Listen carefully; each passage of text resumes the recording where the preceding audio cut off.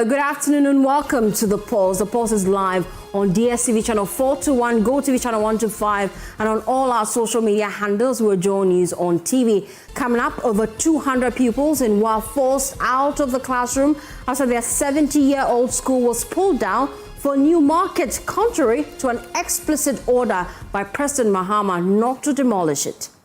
Leading the assembly that they are not yet built the market. They should fence the place and leave us at the 10 feet. We'll hear from the MC for the area, who is debunking the claims, insisting the permission to demolish the school was given by the WA overlord and students have been given proper accommodation. Also this afternoon on The Pulse, hard-fought victory, strong opening. The Black Stars are up and running at the FIFA World Cup after weathering intense pressure, a hostile build-up, and a disciplined Panama side to secure all 3 points. We'll hear from jubilant Ghanaian fans as well as head coach Carlos Queiroz, who called the win, quote, expensive, one earned through resilience, grit, and tactical discipline. We'll speak to football analyst right here on The Pulse and also a former Black Stars player.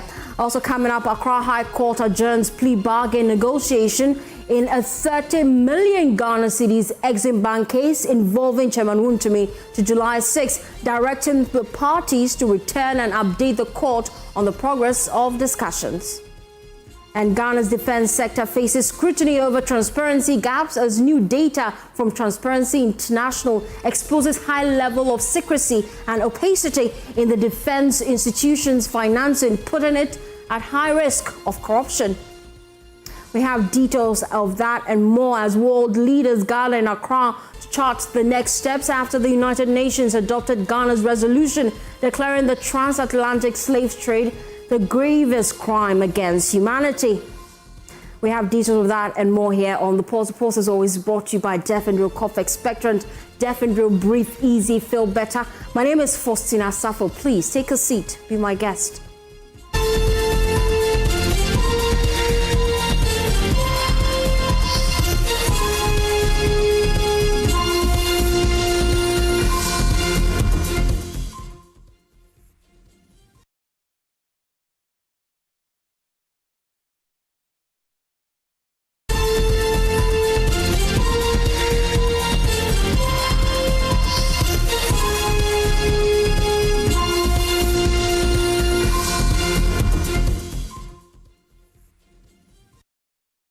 Thanks for choosing us. Well, this afternoon, 214 pupils have been displaced after a 70-year-old Tindamba Primary School building was demolished to make way for a proper 24-hour economy market project.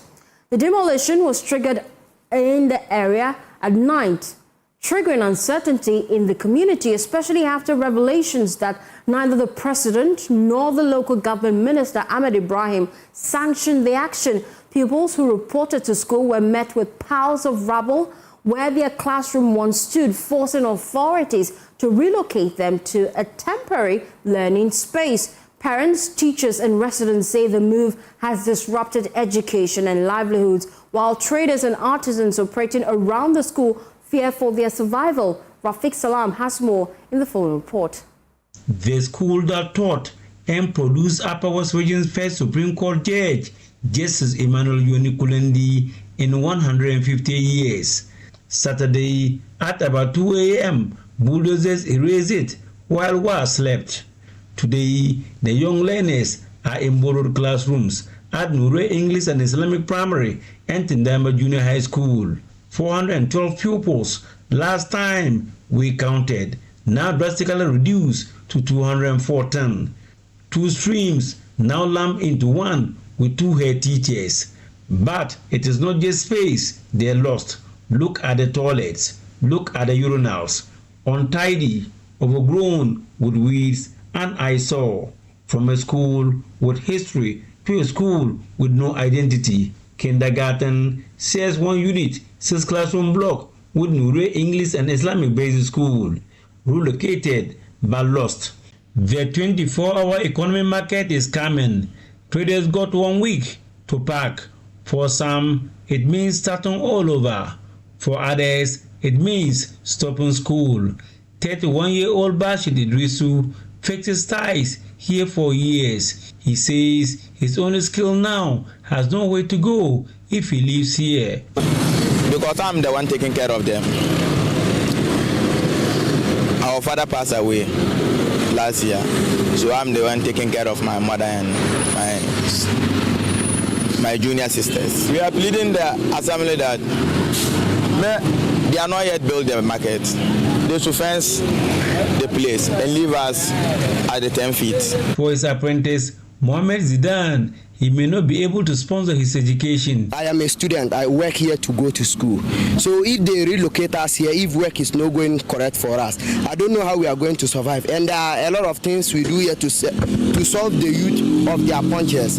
38-year-old mother of 3 and a divorcee, Sakina Yukubu, stated that the survival of her family depends here. I don't have any place to locate my food container to.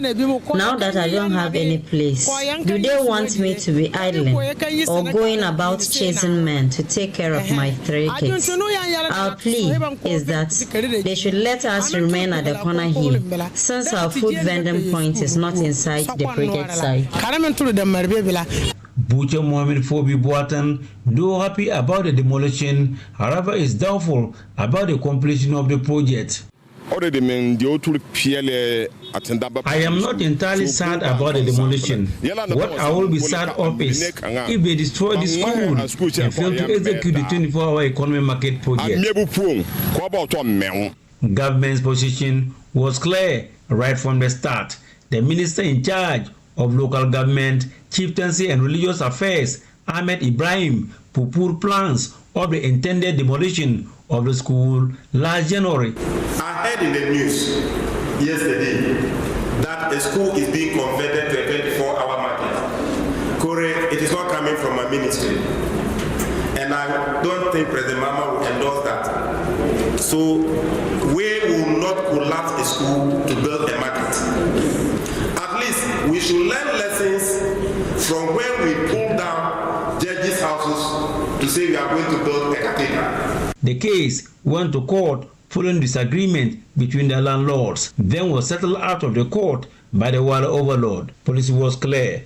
Build a 24-hour market? Yes. Collapse the school? No. Even the president, John Dramani Mahama, weighed in during the launch of the Upper Share Park Resource Hub project. He dismissed claims that others came from above. I did not say that the school should be used. I heard some people said, oh, a directive from above. And they like doing this from above, from above, from above. I don't know who is above there. Somebody goes and wants to take somebody's land. They say it's a directive from above. There's no above anywhere. But in the dark, bulldozers had the last word. 70 years of learning gone in hours. They relocated the learners, but who will relocate their future? 70-year-old Tindamba Primary School may fall to the bulldozers or the payloaders. But the argument won't wash off. For this community, collapsing the school for profit is a stain this NDC government won't wash off. Reporting for J News, Rafiq Salam. Wow. Rafiq Salam is still with me. He went back to the community earlier today. Rafiq, what did you see when you returned?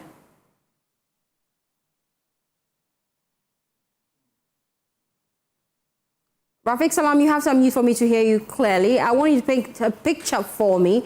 When you returned to the area, what did you see? When I got to the old Tindamba Primary School, it was ground zero. There's nothing happening there. The only thing that remained at that particular old site, I think about the 3 big neem trees that are left are standing.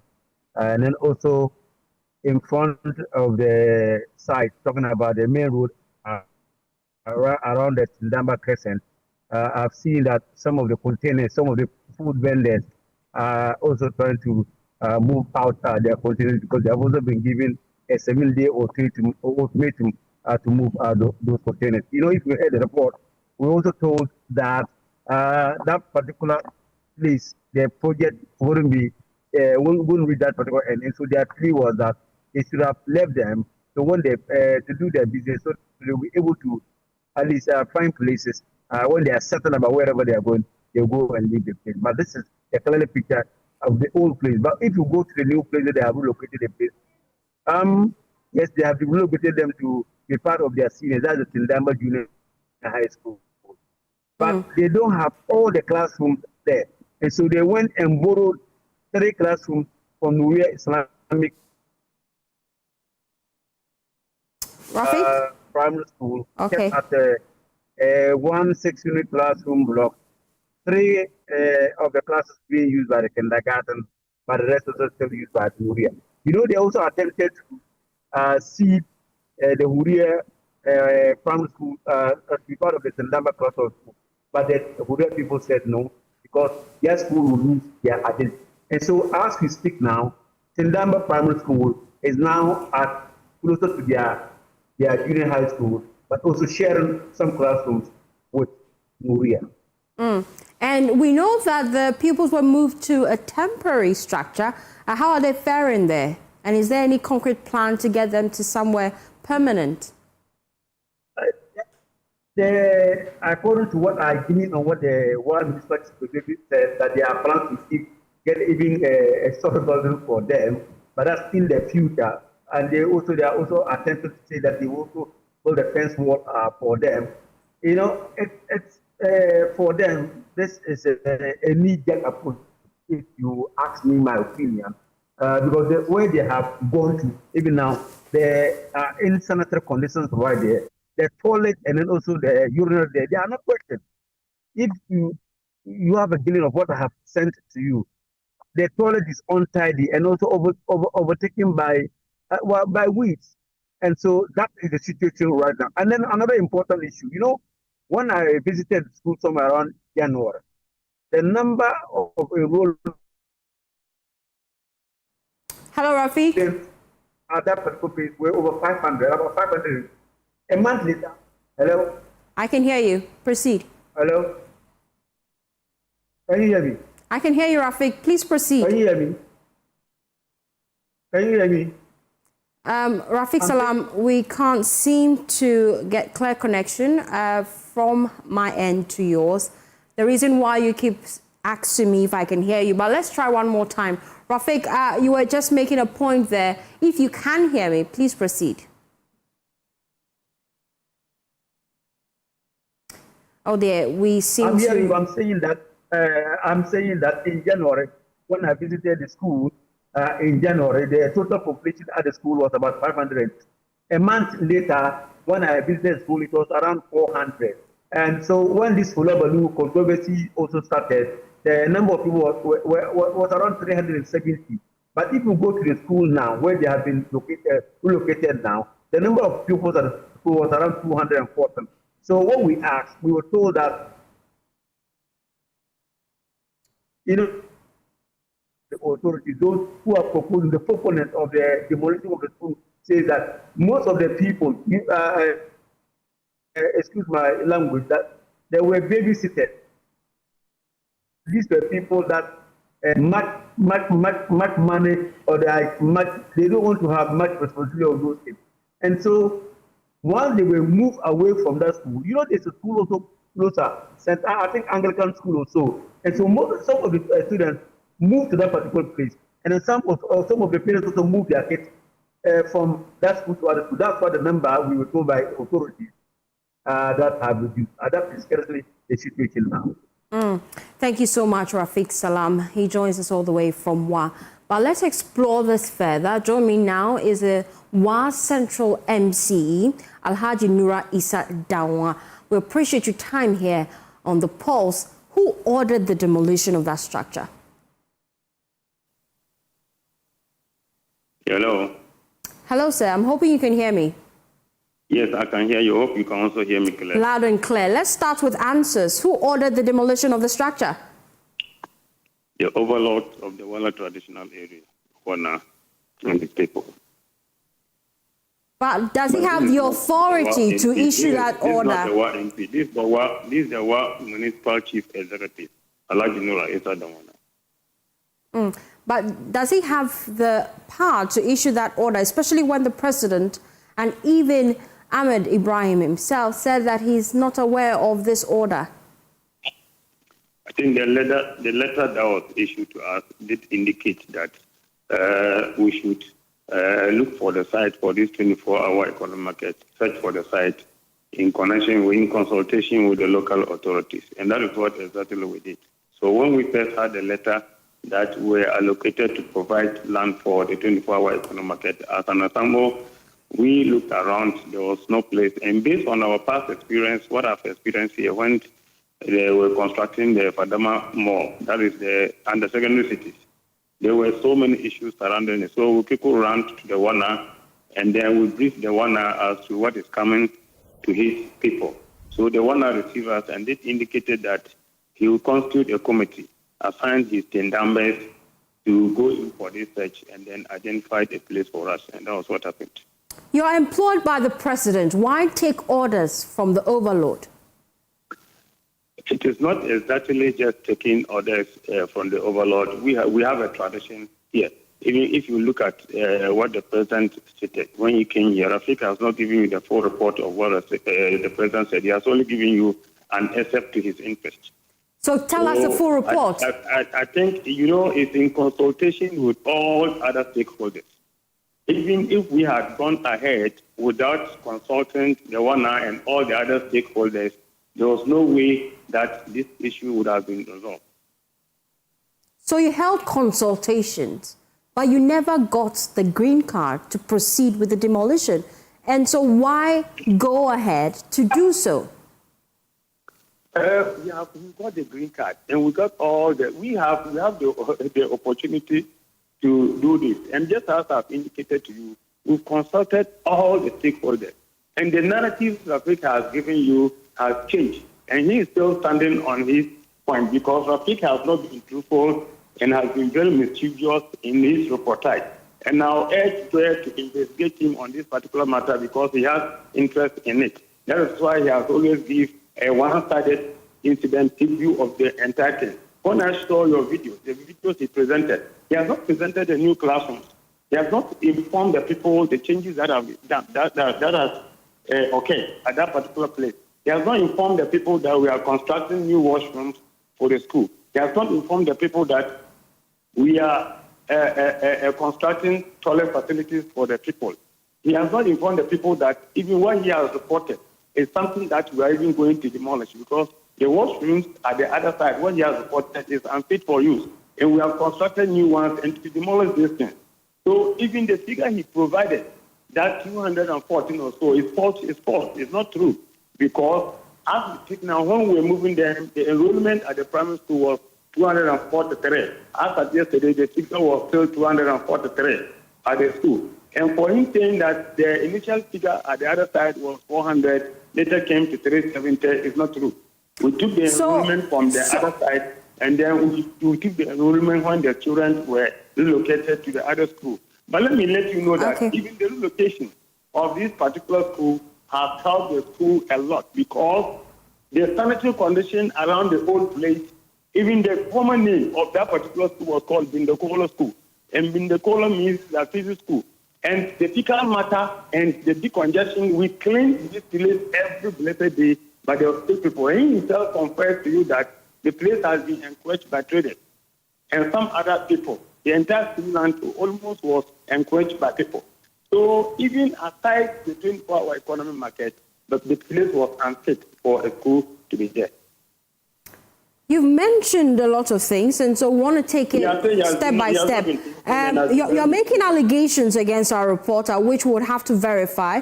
And so right now, they are all allegations. But confirm for me, you say the pupils are 248? Come again. How many pupils are there? 243. 43, okay. So then we can, 243, good. We can get the number right. 243 people.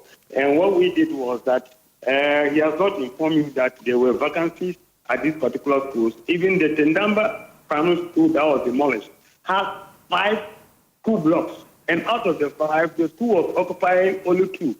Because the school initially, in the past, was having a population of about 1,200. That has reduced drastically to this particular number in 2025. And the school was occupying the entire 5 structures, and that has been reduced to only 2 structures, and 3 structures was abandoned. And the caterers was using one of the structures were locked up. And when you go to the junior high school site, it was the same thing because it is the primary school that feeds the junior high school. Once the enrollment has reduced, the junior high school to the same thing happened. And the junior high school was having 5 empty classroom blocks. And churches have taken advantage of this block and were using it for church activities. Even 3 unit classrooms was being used by a church. Another classroom was being used by another church. Another one was being used by another church.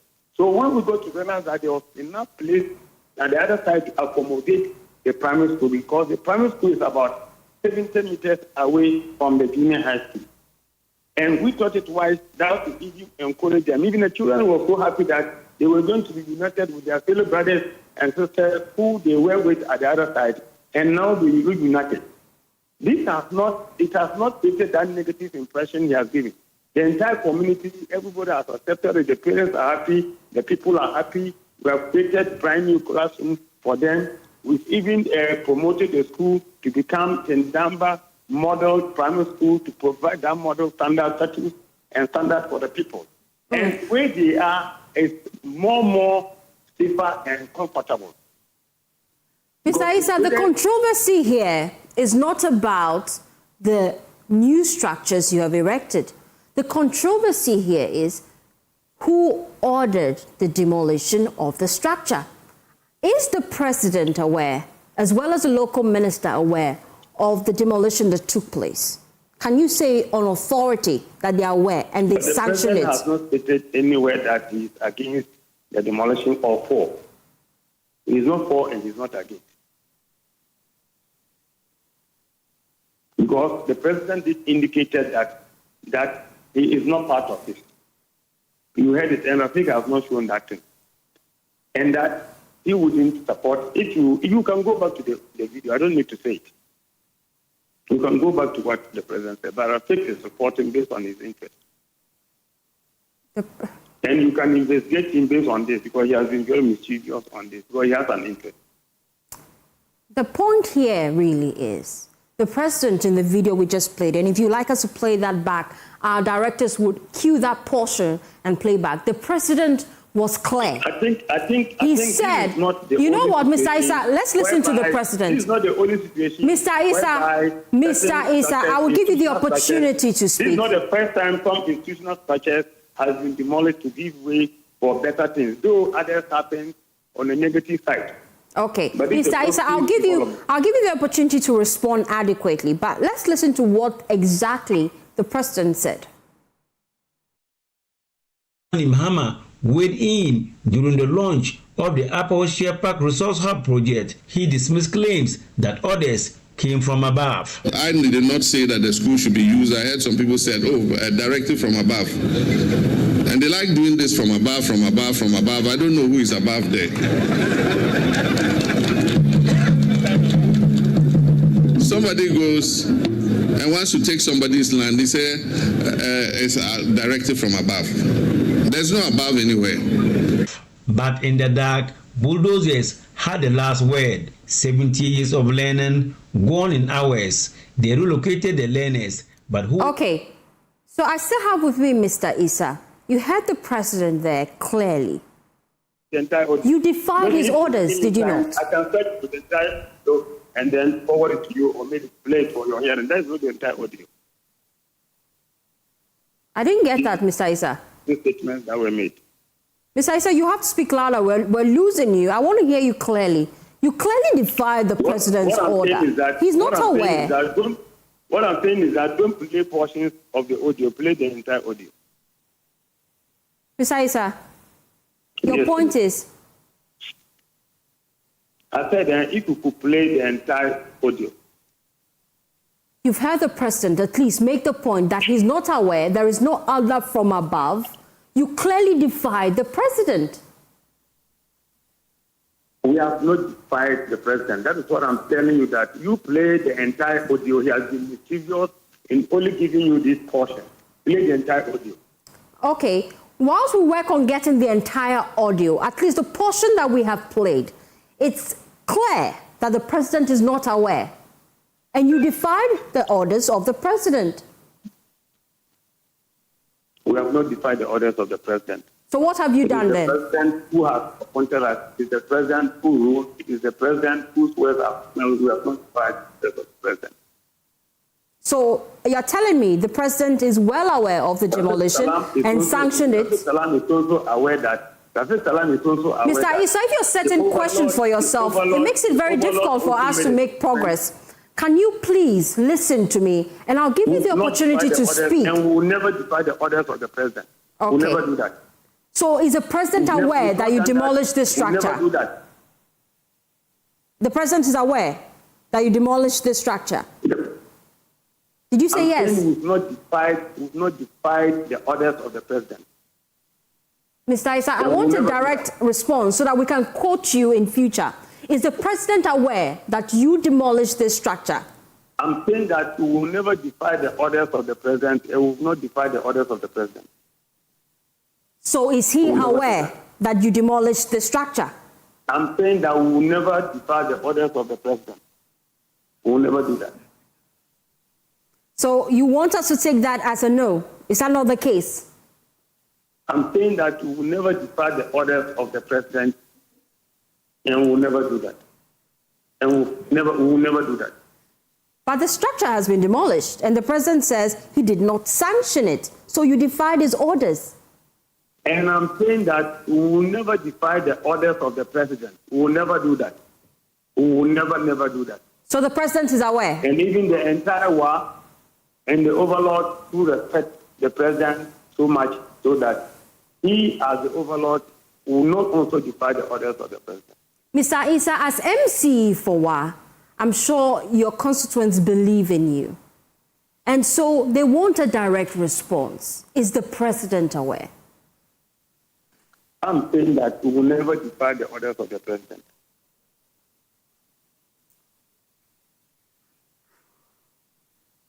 And I'm giving you time to listen to my question because I am not asking you if you defied the orders of the president. I am asking you that, is the president aware that you demolished this structure? The president is the president, and he is the president for all of us. He appoints all of us, and it is the president that rules the nation. And I'm saying that we will never defy the orders of the president. So stay with me, Mr. Issa. Since you're finding it difficult to give me a direct response, I'll give you ample time to think about it. But I have my colleague Rafiq Salam joining the conversation.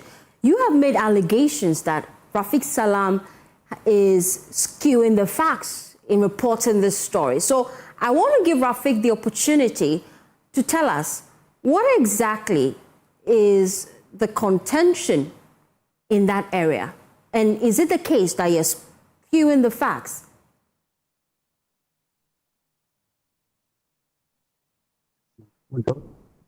Well, we're trying to get Rafiq Salam clear connection. Yeah, Rafiq.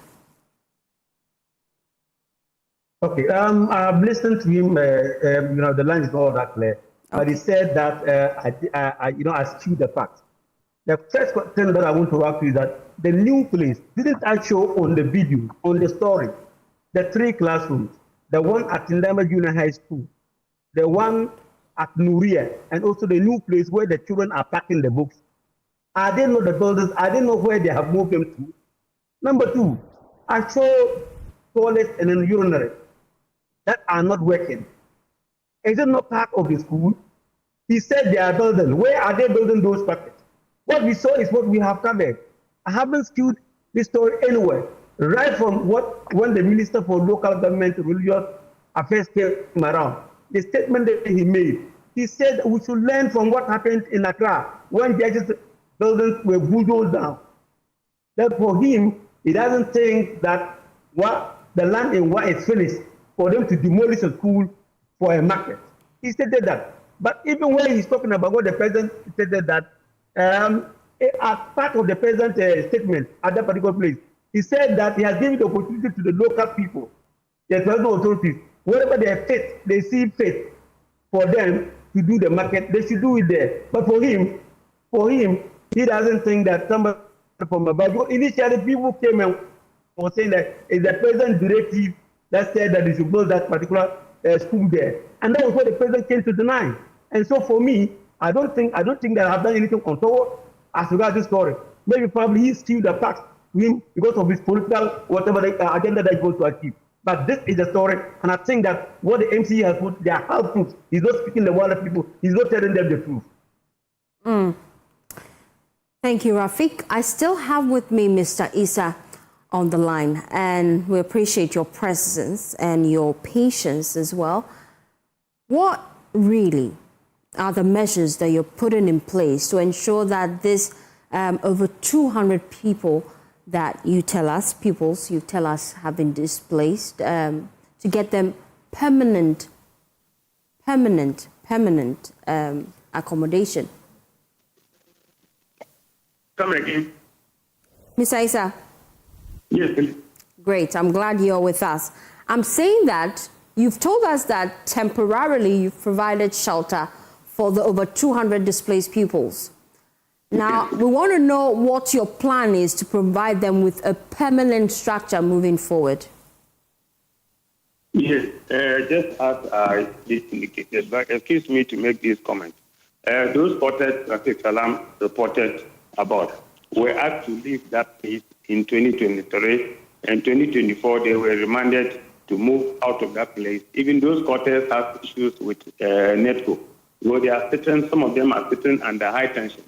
And even before any development could be done at that particular place, the high tension has to also be relocated to where the quarters are. So what we are basically saying is that we have identified a place we're going to build a satellite market. And once we've not been able to build a satellite market, but we pleaded with them if they could move their structures to that particular place, which is 300 meters away from where they are. Not that they don't have a place to go. We have given them a place. And even when they are certain, they are also under threat because they are under the high tension, which is not allowed under NETCO rules. But again, we did indicate that we'll be providing a 12-unit classroom block for this school. Since January, we've applied through Get Fund, and it is part of our 2026 Common Fund budget to provide 12-unit classroom block for this particular school. That will include computer lab and science lab once we have upgraded the status of a model school. And so do you have the money to construct it then? That was what I indicated to you. It is part of our 2026 budget. Okay. And once we begin to receive our common fund, we will commence the project immediately. And how would the Assembly address the concerns of parents and traders especially, whose livelihoods have been affected? You see, you are only asking based on his reportage. And I said that he has peddled a lot of falsehood on this matter. We have 12 people squatted who have some shade and 2 containers at that particular place. But where we are relocating them to can take over 100 people. So we have enough space for them to move on to. And this space you have already provided for them, you are currently engaging them. Can you confirm that? Yes, we are currently doing that. I see. So the president is aware of this decision you have taken? I'm saying that the president is the president. I can't get that.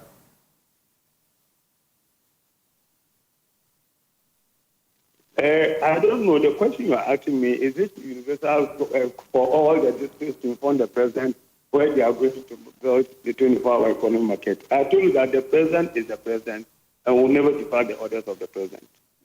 So he's well aware that you demolished the structure, as well as the local government minister.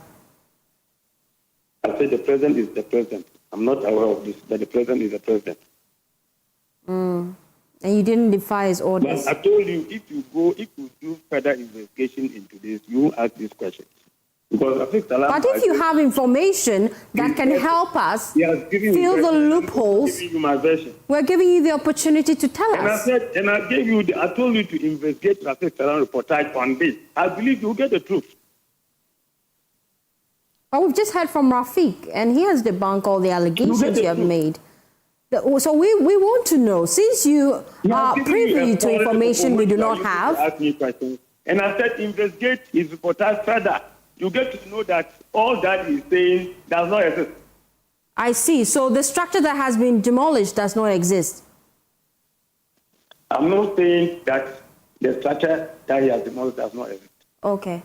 But I'm telling you that the audios and the judicial stories up to where he is today, he has not been truthful. So the president's sound we just heard and the local government minister's sound is not true. I'm saying that do further investigation about a federal reportage on this. Mr. Issa, you're making allegations, and then so we'll build a new washroom. I should reported that we'll build a new washroom. Mr. Issa, I reported to you that the old site, even washrooms, they were not even what was there was not existing, of which we were going to demolish some wretched washrooms at that particular place to build new washrooms. They have not reported that. Mr. Issa, I want you to help our audience because, to a large extent, we are to inform. Go ahead. We are to inform. And so if you have... I'm saying that this incident happened with consultations. We did a lot of consultation. Yes. Consultation, we have acknowledged that you have. Every district has its own peculiar issue. We know he's aware that Punyentana, a market was demolished. There were issues, they were resolved. He's aware that some other areas, why is he not reporting that? He's aware that some markets and other areas were demolished. Why is he not reporting that? Punyentana, just close to us, a complete market was demolished. Mr. Issa. That includes even some other facilities. Why is he not doing that? Okay, Mr. Issa, your point is well noted, and I am very pleased that we're having this conversation. There are even other areas within here. I can tell you that shops and other educational facilities were demolished in the region. Why is he not reporting that? Beautiful. So the reason why this monumental structure is of importance to us and the people of Y is because this structure has been there for 70 years. If you allow me. We still have Tendamba Primary School. It's not extinct. And Tendamba Primary School was here. The junior high school was here. We've not merged the two schools. So Tendamba Primary is still in existence. It's not extinct. So we just want you to clarify for us, because you have information that we do not have. And so we just want you to tell us. The president sanctioned the demolition of the structure. If you investigate Rafiq Salam's reportage, I'm telling you that you get to know the truth. And okay, Mr. Issa, it appears that the investigation is important to you. Okay. And I can also provide you with some few information. Beautiful. And my producer will get in touch with you, and we will trigger that investigation internally as well. But then you are not answering questions I've put to you this afternoon, and it makes our job very difficult, especially for our audience. I will not answer because I will not answer your questions because I told you that he has been mischievous, not truthful, and I said investigate him.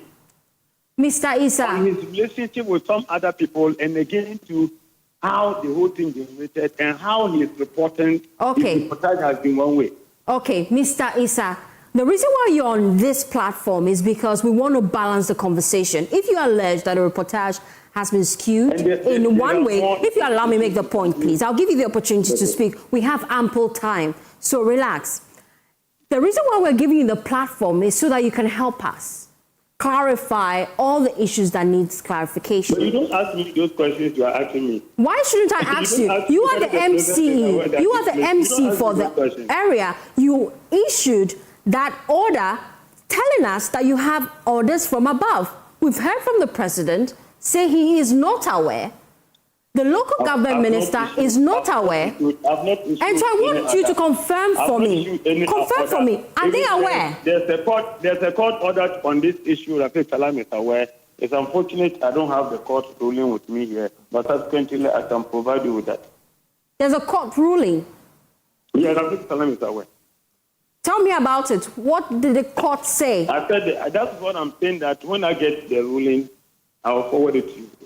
But then you're referencing a ruling. It means you may have read through the ruling, Mr. Issa. You cannot leave us in the dark. You must have read through the ruling. So what did the ruling say? Even if you don't have it and you cannot quote it verbatim, you must have details at least. When I see the ruling, I can speak to it. You haven't seen the ruling? Yes. You haven't seen a ruling that you're referencing? Yes. When I see the ruling, I'll get back to you. Okay. Yes, sir. So the president is aware that you're referencing this ruling that you haven't seen, and he's aware you demolished the structure? I said the president is the president. We can't do anything against his will. Mr. Issa, we appreciate your time here on The Pulse. Hopefully, we'll get a direct response from the presidency. We're making attempts to reach out to the presidency as well as the local government minister to find out if indeed they sanctioned this. And we'll be back to have this conversation, Mr. Issa. We appreciate your time here on The Pulse. Well, away from that, residents of the Kaiser Flats in Tema Community 4 are pushing back against plans to demolish a 6-block building in the area, insisting the buildings remain habitable, despite declared unsafe by authorities. There is more in the following report. Of the industrial city of Tema sits the Kaiser Flats. It is one of the post-independence legacies of Ghana's first president, Kwame Nkrumah, aimed at sparing his industrialization dream. However, 4 decades on, the flats have become a death trap to the community and those who reside in the apartments. The structure in which they are occupying now could fail anytime. With the slightest tremor, that building could come down. So we've written to ECG and Ghana Water to cut off their supply to that place so that they can move out of the structure. As I take a quick tour of the flats, deep cracks are visible on the wall. The paintings on several of the structures have peeled off, with sections showing clear signs of deterioration. Yet, the fears of the looming danger strike only a few. These particular buildings are made of concrete.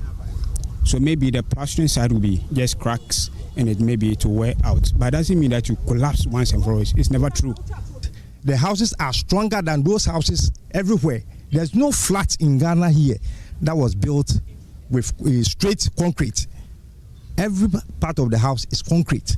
So I don't know why they keep on saying the flat is weak, the flat is weak.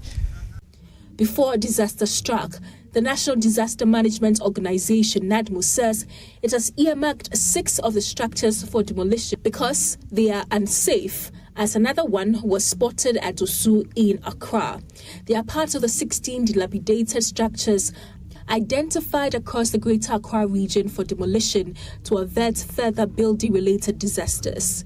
This move by the government follows concerns of public safety regarding these buildings situated in densely populated neighborhoods. Early this month, 2 persons lost their lives with several others injured after a 3-story structure collapsed at Aveno in North Kaneshi.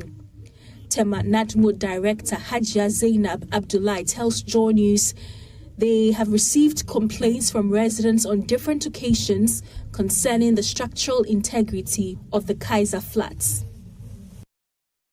We went to assess the structure, the building, and looking at the building, you can also see that some part of the structure has fallen off, and that is what we have done. And per the assessment that we have done, we have to forward the reports to our regional office for them to take it up. These concerns are validated by the Greater Accra Regional Director of NADMO, Dennis Nati. He says a structural integrity test conducted by AESL 2 years ago revealed that the buildings are no longer fit for human habitation. And it's not a targeted demolition that we are doing. You can see that we have over 20 of those structures there, but we have identified 6 of them. And those 6, they have conducted a structural integrity test on them, and they all failed.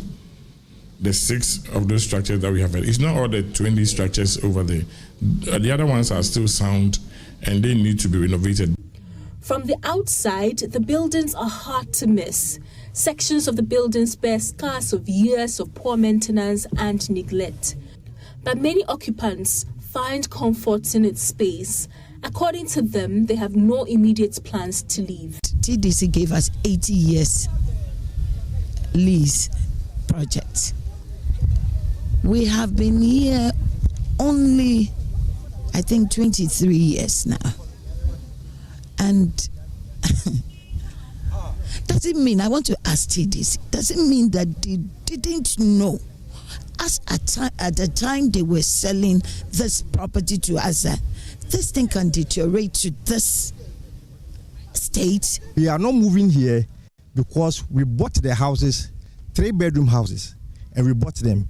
We are not relocating to. Here is a prime area in Tema. We are in the center of Tema. We are told that 6 structures here at Kaiser Flats in Tema are part of the 16 buildings marked for demolition during this rainy season to prevent building collapse. We came here today to find out the state of the buildings, and the residents here tell me that even though the parts of the structures look not in good condition and they are tearing and breaking, it does not mean that the buildings are in bad condition, and so they say there's no need for NADMO to demolish these buildings. Reporting for Joy News, Gemma Apia, Tema. Well, let's talk sports this afternoon. The Black Stars are off to a winning start at the FIFA World Cup after emerging victorious over Panama in their Group L opener. Speaking after the game, head coach Carlos Queiroz has described the match as intense and physically demanding, praising his players for their resilience and determination. According to the coach, the victory is evidence that Ghana is still evolving as a team, with players adapting to a new system built around quick transitions and vertical attacking football. He insists modern international football is highly competitive and no victory can be taken for granted. Ghana could be in business. They are! Step by step, we will improve. The players, they will adjust to each other. And for me, it's important that the players understand the game. And people needs to understand the game. We don't play alone. I'm never tired to say this to the press. I'm never tired to say this to the fans. It's impossible for you guys to think that you can bring a football game but only put one team on a pitch.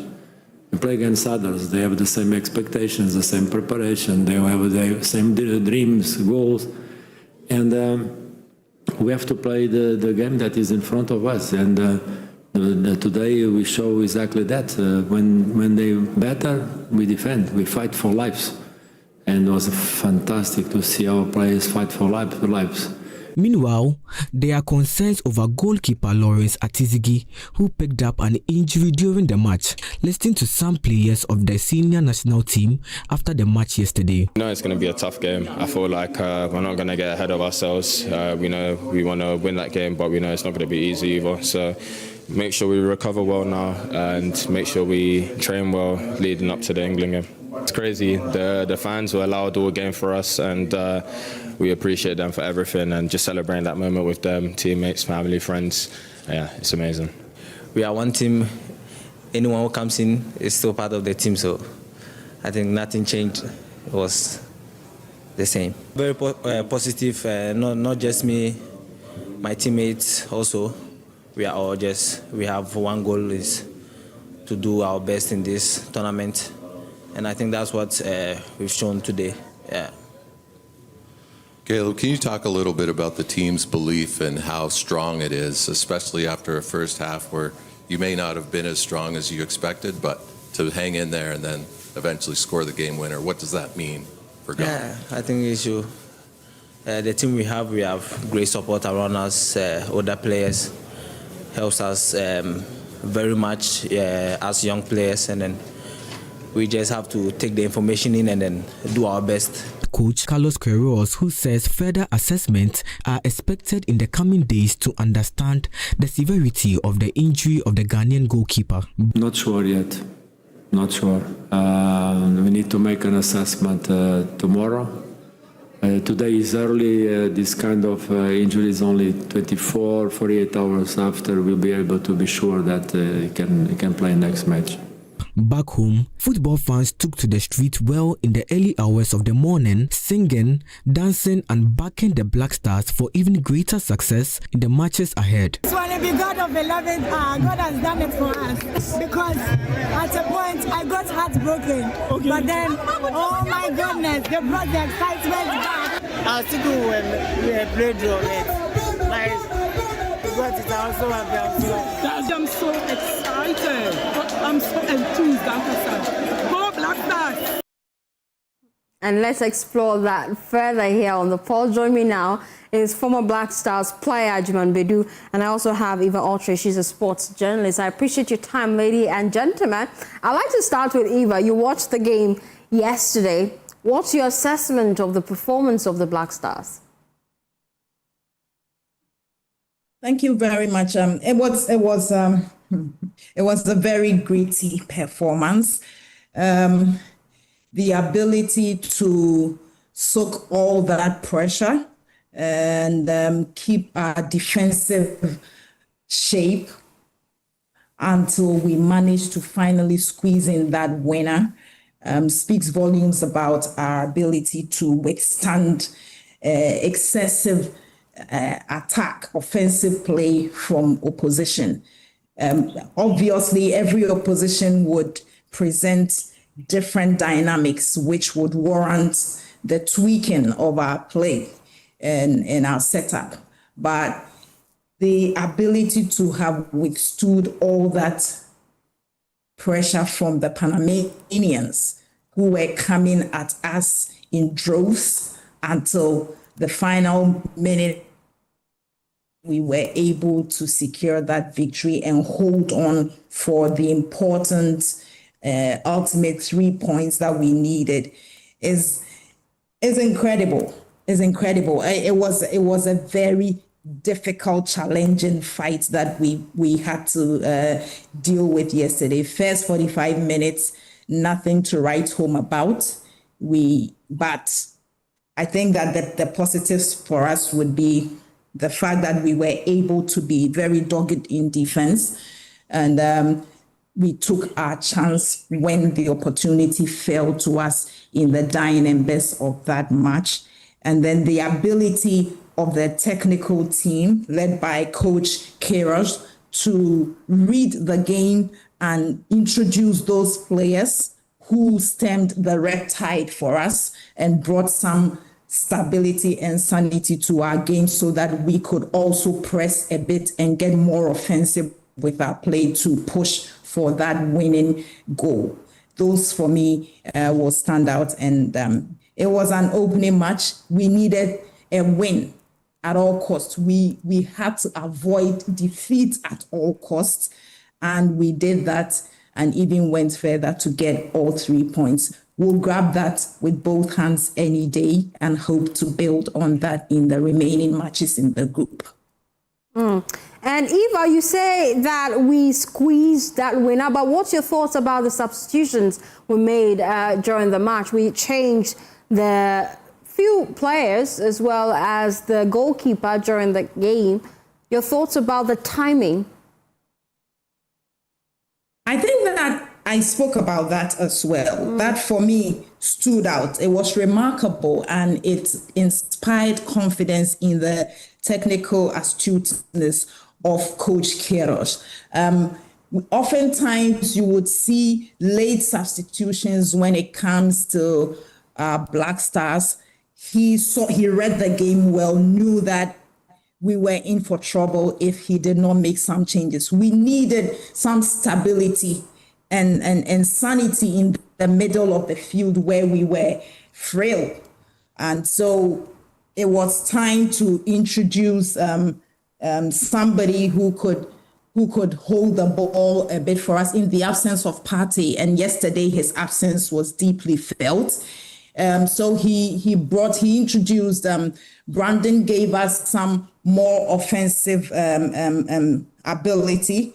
He introduced Kwesi Sibo, who for me was that one person who could hold the ball and ensure that we could break the play of the Panamanians, because they were playing a high intensity game and we needed to slow them down at some point so that we could recalibrate and play our offensive game a bit and see if we could press for a goal. And so those substitutions worked perfectly. He brought on Fatau, and that's what I mean by we had a technical brain who could read the game, appreciate the need to make substitutions that were impactful to stem the tide, the red tide that were coming at us. And so I would credit Coach Queiroz. This was his first major assignment with the team. Remember, the Wales encounter was a friendly, and he's barely had much time to see us in real time in competitive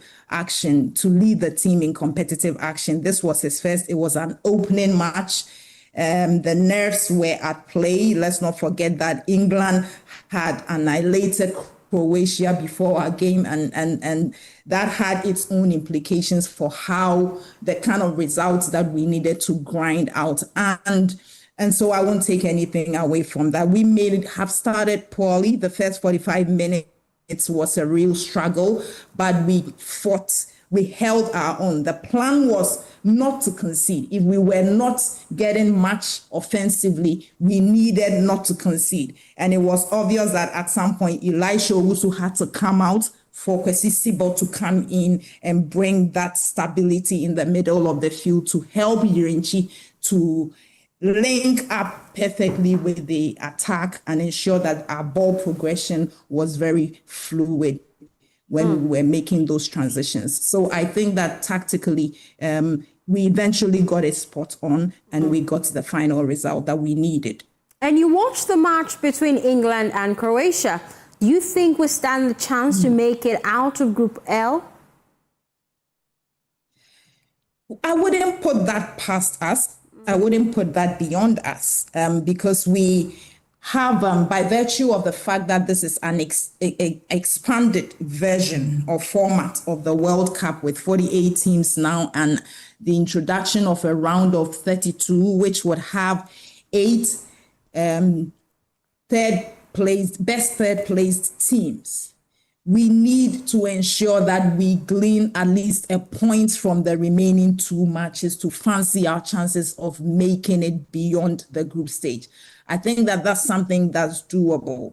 I said earlier, each opposition would present our technical team and the team generally with important decision-making moments where we would need to rethink and tweak our game plan and our setup to ensure that we are able to contain the opposition that we are faced with. We saw England, they were ruthless yesterday against Croatia, but even they had defensive vulnerabilities that I believe our technical team is mindful of going into the next game against England. And so those are the things that we will need to exploit and also make sure that we are keeping our defensive discipline and awareness, because that for us is our strength.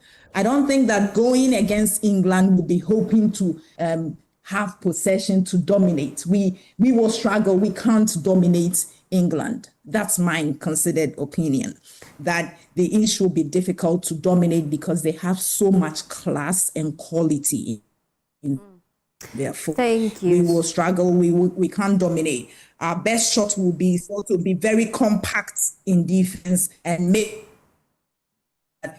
we are not conceding, and then take those moments, utilize set pieces. That means our width play has to be solid.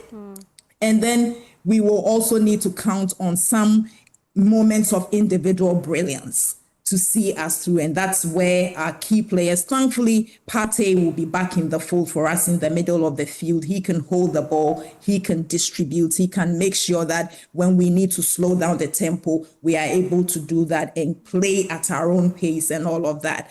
So hopefully with the return of Partey to the fold and looking at the opposition that we face against England, it will be daunting.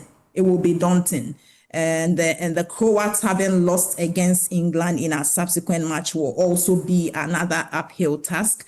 But I think that winning our opening game was very necessary because it inspires confidence going into subsequent group matches. And that is why we needed desperately to start strongly.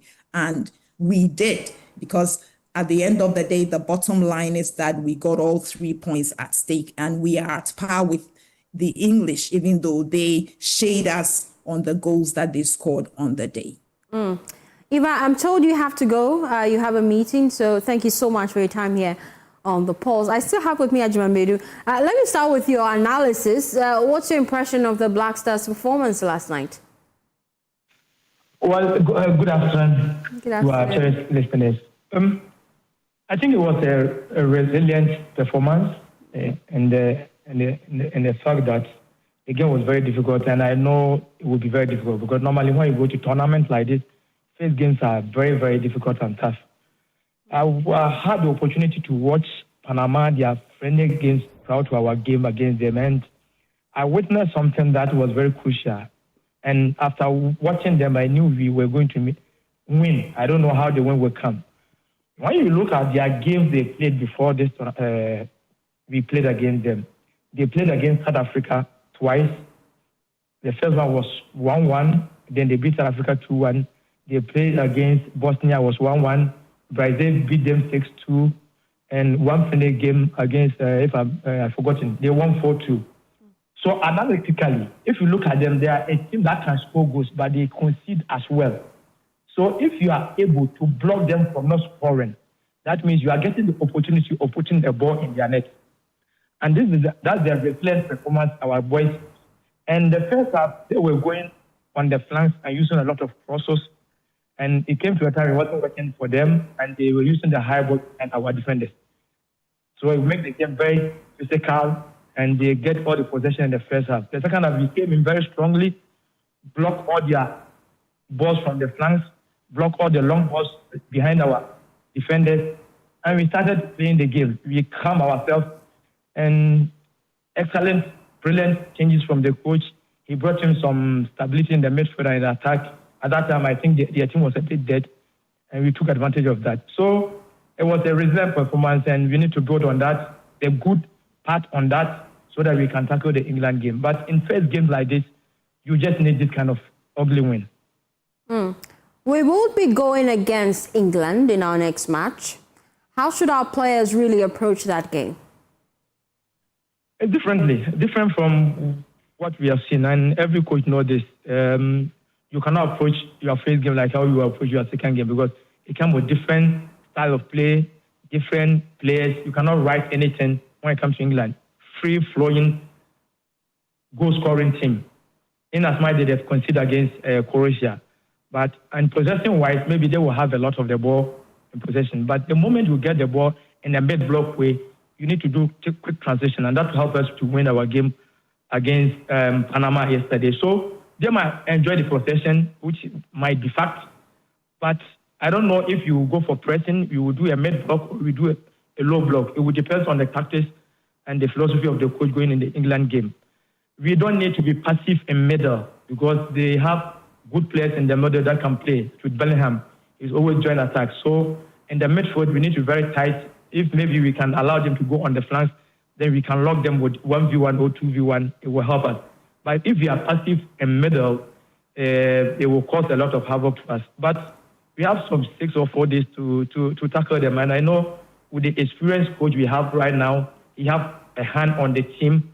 He will deploy a strategy that England will struggle against us. And you think we're going to make it out of Group L? Very optimistic. And qualify? Very optimistic. Very optimistic because 3 points is very good. We don't know what will happen at that group, but because of the third place, team, you can even win. You can even use the 3 points to qualify. But it depends on the other. However, we still have 2 games to go. We can win one and draw one. We can win both, or we can even have 4 points and qualify. So we are in a good standing, very, very good standing, very optimistic.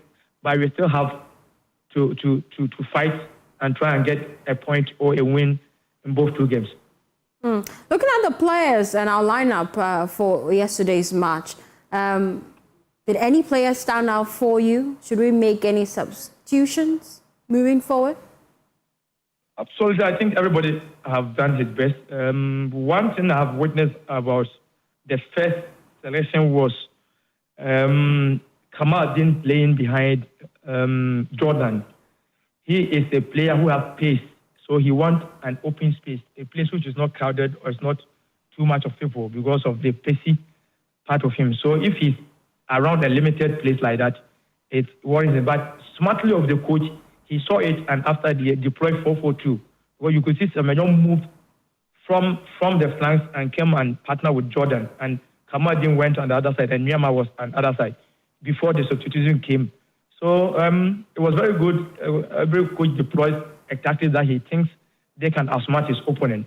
So I don't know what is going to change. We are having one of our prominent and experienced players back to the team. Whether he's going to start him or he's not going to start him, you don't know. But for standouts, you cannot go say anything without Caleb Irenchi. You see, this our national team, you were lacking the proper box-to-box number 8. And I have said this more than 4 years ago. It's crucial to have a player who can win the ball in the middle, do quick transmission, and still join attack to go and help the attackers. So, stand out Caleb Irenchi. And Ajete has been very fantastic. And I like his growth.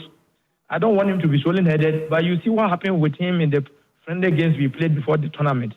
But he have a very strong mentality, was able to cope with all the pressure, and yesterday he have a solid game as well. Atizigi, you cannot write anything about him. And when Asasu came in, he was very comfortable. Senaya, excellent job. So a lot, but we can build on that and push forward. Just that we still have a lot of work to do going forward. But I think standout, I will go for Caleb Irenchi because of his age, inexperience in the national team, and all that with his character he has. I think he will stand out. And you shouldn't put pressure on him. He should relax, enjoy himself, but he should focus because now what we are lacking some years back, gradually we are getting that proper box-to-box number 8 back to the team. And I'll come to you to tell me the challenges, but I want you to rate the performance of our coach. He came in quite late, months to the World Cup. We didn't have a coach. Carlos Queiroz, what's your analysis of his performance, looking at how the players conducted themselves on the pitch yesterday? I had an interview 3 months ago, one of your sister stations. I told them that people were talking about time, and I said, no, timing is not the problem. The problem is the kind of coach you are bringing, the kind of experience and manageable that he can work with the team. So when they appointed him, I did a lot of research about him. And after that, when I met him 1-on-1, when he assembled the local blasters at Accra Sports Stadium, and I knew that this is the man that if you give a chance, he will bring back or he will get the best out of the guys. And at the time, because of the timing, people was a bit anxious about what is going to happen. But he's not coming in to change a lot of things. He's coming in with the experience and the managerial skills. You get to a time, Akufo-Addo's team, he will not be able to change all the players Otto bring on board. He won't be able to bring too much of his style of play too much. So his managerial skills and the experience he have, he will use that to get the best out of the guys. And I have been in the national team camps a lot. But after sitting, laying back and watch this team, you could see the coach have changed the mood in camp. The boys are free from stress. They are focusing and the kind of trainings and the vibe they are having in camp with the players. It's all an experienced coach that can do this kind of work. So I'm not too shocked or surprised of what he has done because of the coaches I have worked with and the kind of experience they bring on board. So Carlos have done everything that we were lacking. And experientially and tactically, the way he approached the game yesterday was fantastic as well. So he's in good hands. We will support him, but we still have a long way to go. Really, Let's look at the challenges we must overcome, knowing that we're playing our next match on Tuesday. What should the Black Stars fix before that match? First priority is the recovery.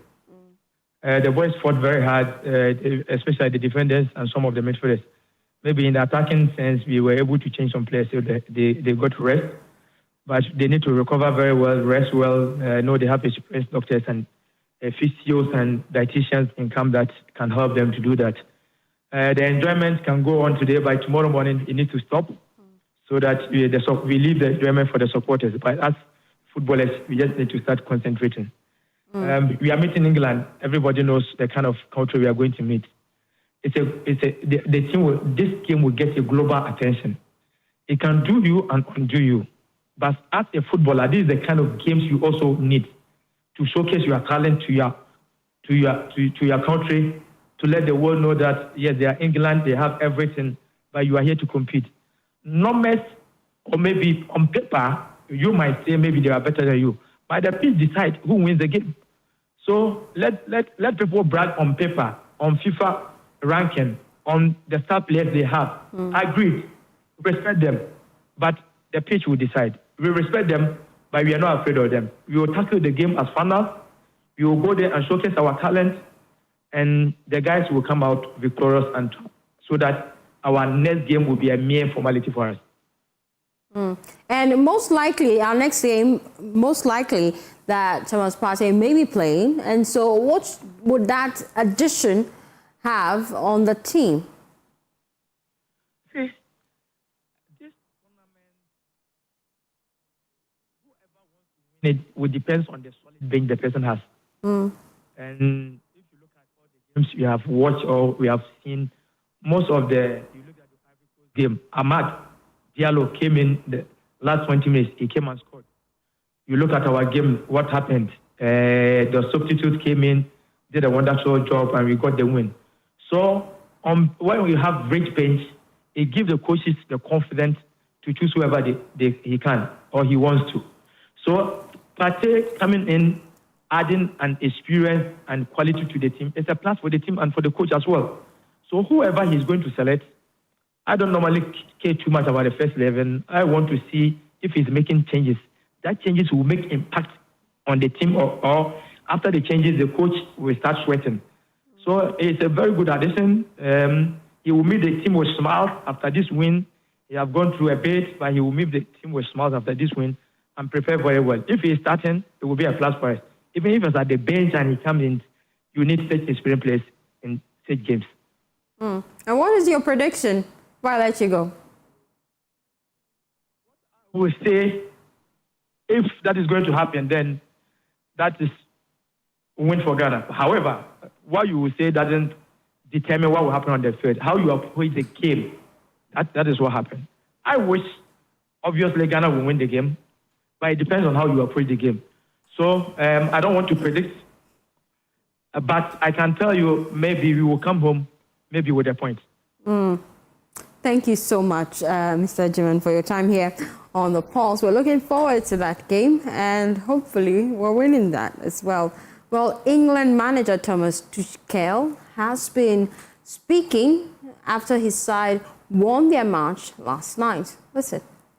It was a bit complicated for us. I felt it's a bit nervy, and the decisions we took, they were basically we choose to go safe and play too many balls backwards. We struggled to find the rhythm, didn't have the confidence to go through the gaps and find a rhythm with some short passes and then the switch off play.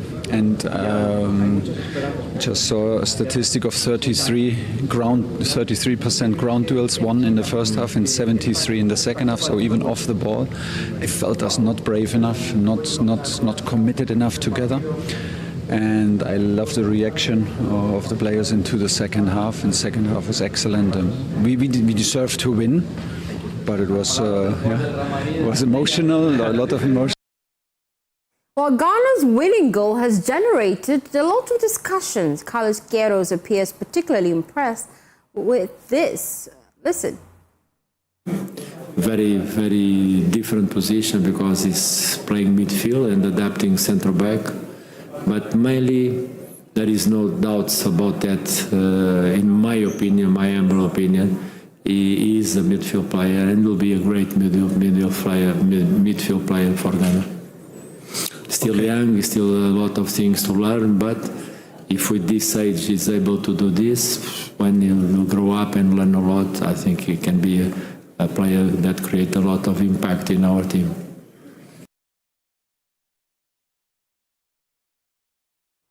Well, you're still watching the polls, and just before the game on PM Express, we had about different sides and their thoughts about how the game will pan out. We'll give you that after we return from this quick turn. Please stay with us.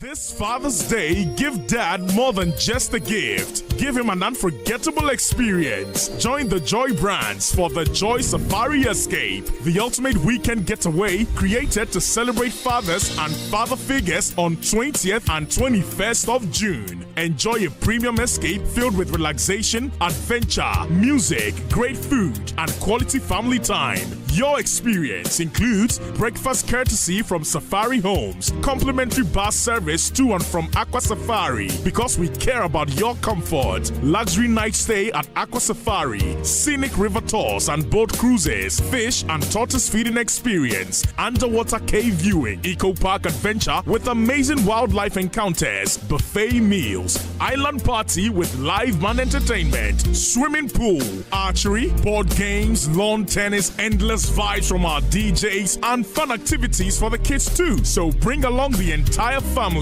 Rates are going for 4,000 Ghana cedis single, 6,000 Ghana cedis double, and 10,000 Ghana cedis for a family of 4. Book now or make enquiries by calling or WhatsApping Lois on 053-100-3813. The Joy Safari Escape, June 20 and 21. Joy Safari Escape, one weekend, endless memories. The Joy Safari Escape is powered by Hits FM and Joy Prime. To dance with my father. Did you know that Ghana currently spends more than 8 billion Ghana cedis annually importing food that can be produced locally? That is why this June, Joy Business and the Super Morning Show, in partnership with the Federation of Associations of Ghanaian Exporters, FAGE, bring you the Joy Agribusiness Month 2026 under the theme From Soil to Sovereignty, Building Ghana's Agricultural Self-Reliance Through Innovation. Join us on the Joy Super Morning Show, Joy News, and across Joy Business platforms for a month-long national conversation on Ghana's food security and agribusiness future. Week 1 focuses on government policy, trade and financing for food sovereignty. Week 2 explores research, innovation, mechanization. Week 3 examines infrastructure, value addition, youth participation and agricultural financing, while Week 4 highlights opportunities across key horticulture value chains. The final week looks at consumer power and Ghana's roadmap to food sovereignty by 2030. Stay tuned to Joy FM and Joy News.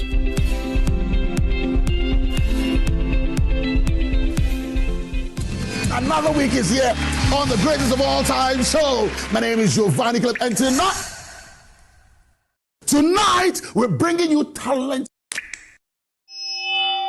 Contestant number 1, let's bring Baby Girl. Let's bring. He did it for you. Cut. Oh, there is a leakage. Where's the plumber? For quality and durability, insist on Syntex pipes. If you want quality, this be where you belong. Strong, tough, and reliable. Your perfect match to your trusted Syntex pipe. Syntex pipe, it dey carry water, no wahala. Syntex pipe, it dey make water dey flow. Syntex, are you strong? Are you tough? The International Sickle Cell Center, Ministry of Health, Ghana Health Service, and partners presents the 3rd Annual Sickle Cell Disease Conference 2026. Join policymakers, healthcare professionals, sickle cell warriors, caregivers, advocates, corporate Ghana, and partners on Friday, 19th June 2026 at the Tang Palace Hotel for a national conversation on the future of sickle cell care in Ghana. Theme: the current state of sickle cell disease in Ghana, progress made, challenges, and the way forward. Be part of the discussions, partnerships, and solutions that will drive better outcomes for people living with sickle cell disease. Registration is free. Register today. ISCC 3rd Annual Sickle Cell Disease Conference. Progress, action, impact.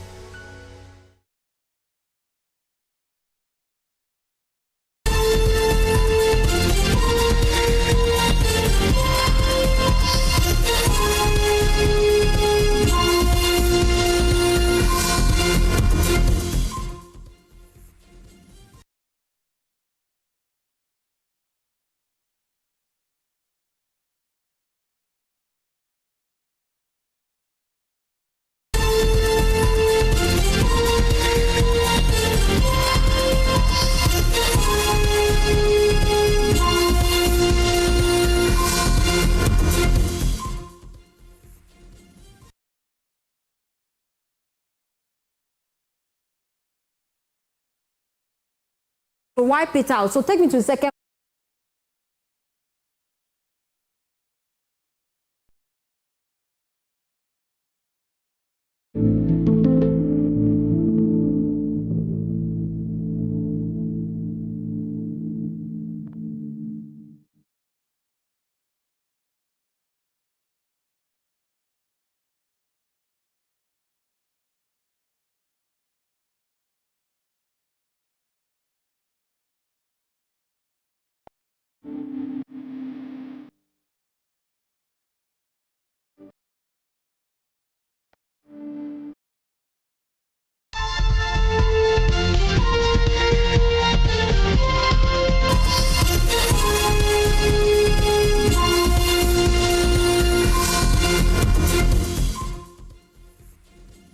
Thanks for staying with us. Let's do some other stories this afternoon on the Pulse. The Asokore Mampong Municipal Assembly is employing the services of local swimmers and divers to help prevent drowning-related deaths and injuries during the peak of the raining season. At least 10 of these divers have been employed and integrated to work alongside sanitation guards to serve as rapid response units along major storm drains and flood-prone areas. Ohiminteria of our security decks has more in the following report. Pakoso, Sawaba, Asabi Junction and Abuabo are some of the areas flagged for perennial flooding. 8 persons, including a 3-year-old child, died in a single flood at Asokore Mampong in 2018. Similar deaths were recorded in subsequent years, with many children losing their lives to floods in 2021. A 9-year-old boy, Tofik Abdul Halim, drowned in flood waters at Sawaba following a downpour. Municipal Chief Executive Ben Abdullah Alasan tells Joy News choked drains caused by residents throwing waste into drains and houses constructed in waterways, nature reserves and wetlands are the cause of the floods. The biggest challenge we have within our spatial planning space is the lack of discipline or indiscipline within our spatial planning space. You go around and you realize that our wetlands have been encroached upon, our buffer zones have been encroached upon, and people are putting up structures indiscriminately. People are building on waterways. Authorities are now introducing urgent measures to address these issues, including public education campaigns to raise awareness about the importance of maintaining clean drainage systems. Disaster activities are better kept through preventive measures. You don't wait for it to occur before you move in to put preventive measures in place. And so what we have done is that we've stationed some guards or individuals along some of these flood-prone areas. And so they are always on the guard. Anytime they see that the state of the weather is not looking too good, they get into action and ensure that, one, children do not frequent such points or areas, and they are also very good swimmers who can, on the spur of the moment, move into conduct rescue exercises and other activities over there. The Pakoso stretch over there is a very, very dangerous point. Per my count, in the last couple of years, it has drowned about 8 children over there, even though it's not a huge river, but there is a certain estuary over there, sort of. And so as soon as they go there to swim, before you realize you can't find the person, the next day you are told, oh, the body is lying over here. And so we felt we should move in strategically to get some of these people in place so that as soon as something like that happens, you have people who are readily available to curb that situation. Like you said, we don't have the sea, we don't have any big river, but these little ones are also occasionally causing a lot of havoc, and we felt we need to come into to help. There is also a pressing need for stricter enforcement of building regulations to prevent construction in vulnerable areas that exacerbate flooding risk. The Assembly has set its demolition task force in motion to strictly clear structures built in contravention of the Assembly's bylaws. Mr. Larson says no illegal structure will be spared. We have a track record of that. We did it last year along that stretch. We went to the Abu extension area, did another one there, and so we are going to be ruthless with them. We can't allow just a few greedy individuals to create serious problems for the entirety of the community. So Pakoso will be affected, and the Pelele, along the Pelele, like I directed, some of the wooden structures we want them to give way, and you go to the health insurance there at Sawaba, across that stretch up to Nima, the TCC Junction area. There are a few structures along that course that we need to take out.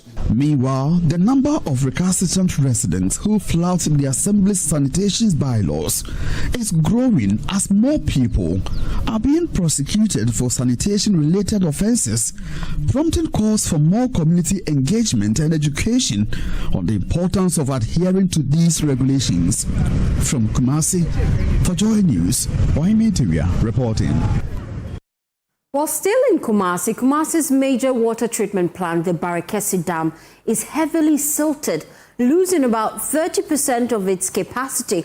But the Ghana Water Limited says it is awaiting commitment authorization from the Finance Ministry to begin the needed dredging, which will save it from collapse.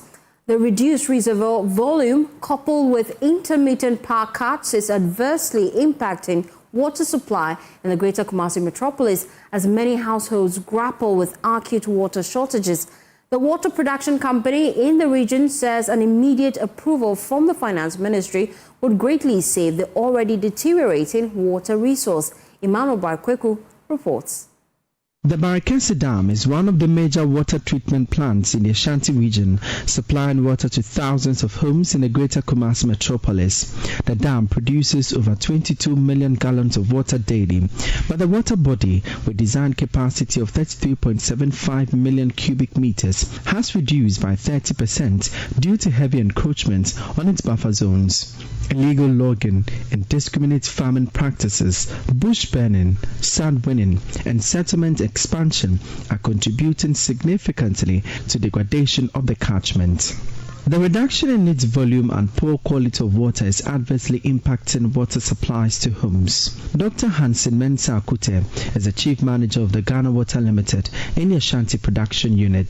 The dam is seriously silted, and the government or the company is making every effort by the requests that are sent to Ministry of Finance. Okay, there we have to ensure that they have a commitment authorization from Ministry of Finance to give us the authorization to send to PPA for approval. Then the commencement of the activity will continue, which I'm sure in no time, once the commitment authorization is approved from Ministry of Finance, PPA will give us approval, then we start commencement of the dredging. To improve water supply, the company says it would require an immediate dredging of the water resource. However, the company is eagerly anticipating an authorization of budget allocation from the Finance Ministry to commence early desiltation. The actual design or as-built design of the dam is have about 18 meters depth. Currently, we've lost almost 10, is about 8 meters now. And the quantity of silt that is there is about 6.5 million meter cube of volume that is sorted in that particular reservoir we have. So we must take all. And I say it's about 30% of the volume of the entire catchment that we have. So if you're able to take it out, the volume is large, it's millions. So we'll have to face it gradually. Maybe we'll do about 5 million this time or 2 million this time, and subsequently we can do the other ones as the year goes by. For Joy News, my name is Emmanuel Bright Kweku. Away from that, residents of Akufo-Addo Southwest District are calling on government to reconsider a site chosen for the 24-hour economy market at Mankranso. They describe the area as a flood-prone zone that could threaten the success of the project. They warn the project would be a waste of taxpayers' money if the current site is maintained. There is more in the following report. Earmarked for the multi-million CD market lies in a waterlogged area directly behind the Esio Mankra stream at Mankranso, the district's capital. Despite the obvious drainage challenges, the district assembly has already held a sword cutting ceremony to commence construction works. According to the residents, the area experiences severe flooding when it rains, with the stream overflowing its banks.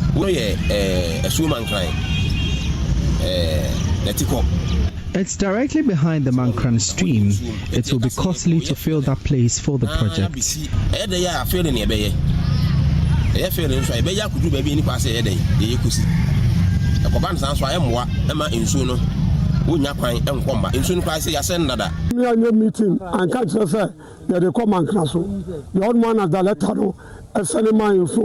There was no consultation with us before they decided to locate the market at Mankranso. We were expecting them to construct the market at Mpasaso.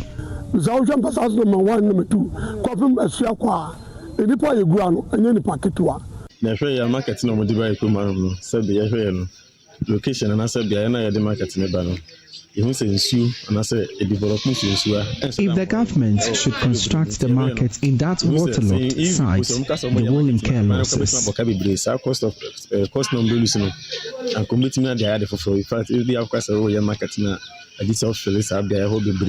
In response to the claims, Abubakar Sadiq, District Chief Executive of Akufo-Addo Southwest, admitted that even though a portion of the land is waterlogged, a proper assessment was conducted before a green light was given to carry on the project in the area. According to him, the consultant for the project conducted an assessment and presented a report confirming that the site is suitable.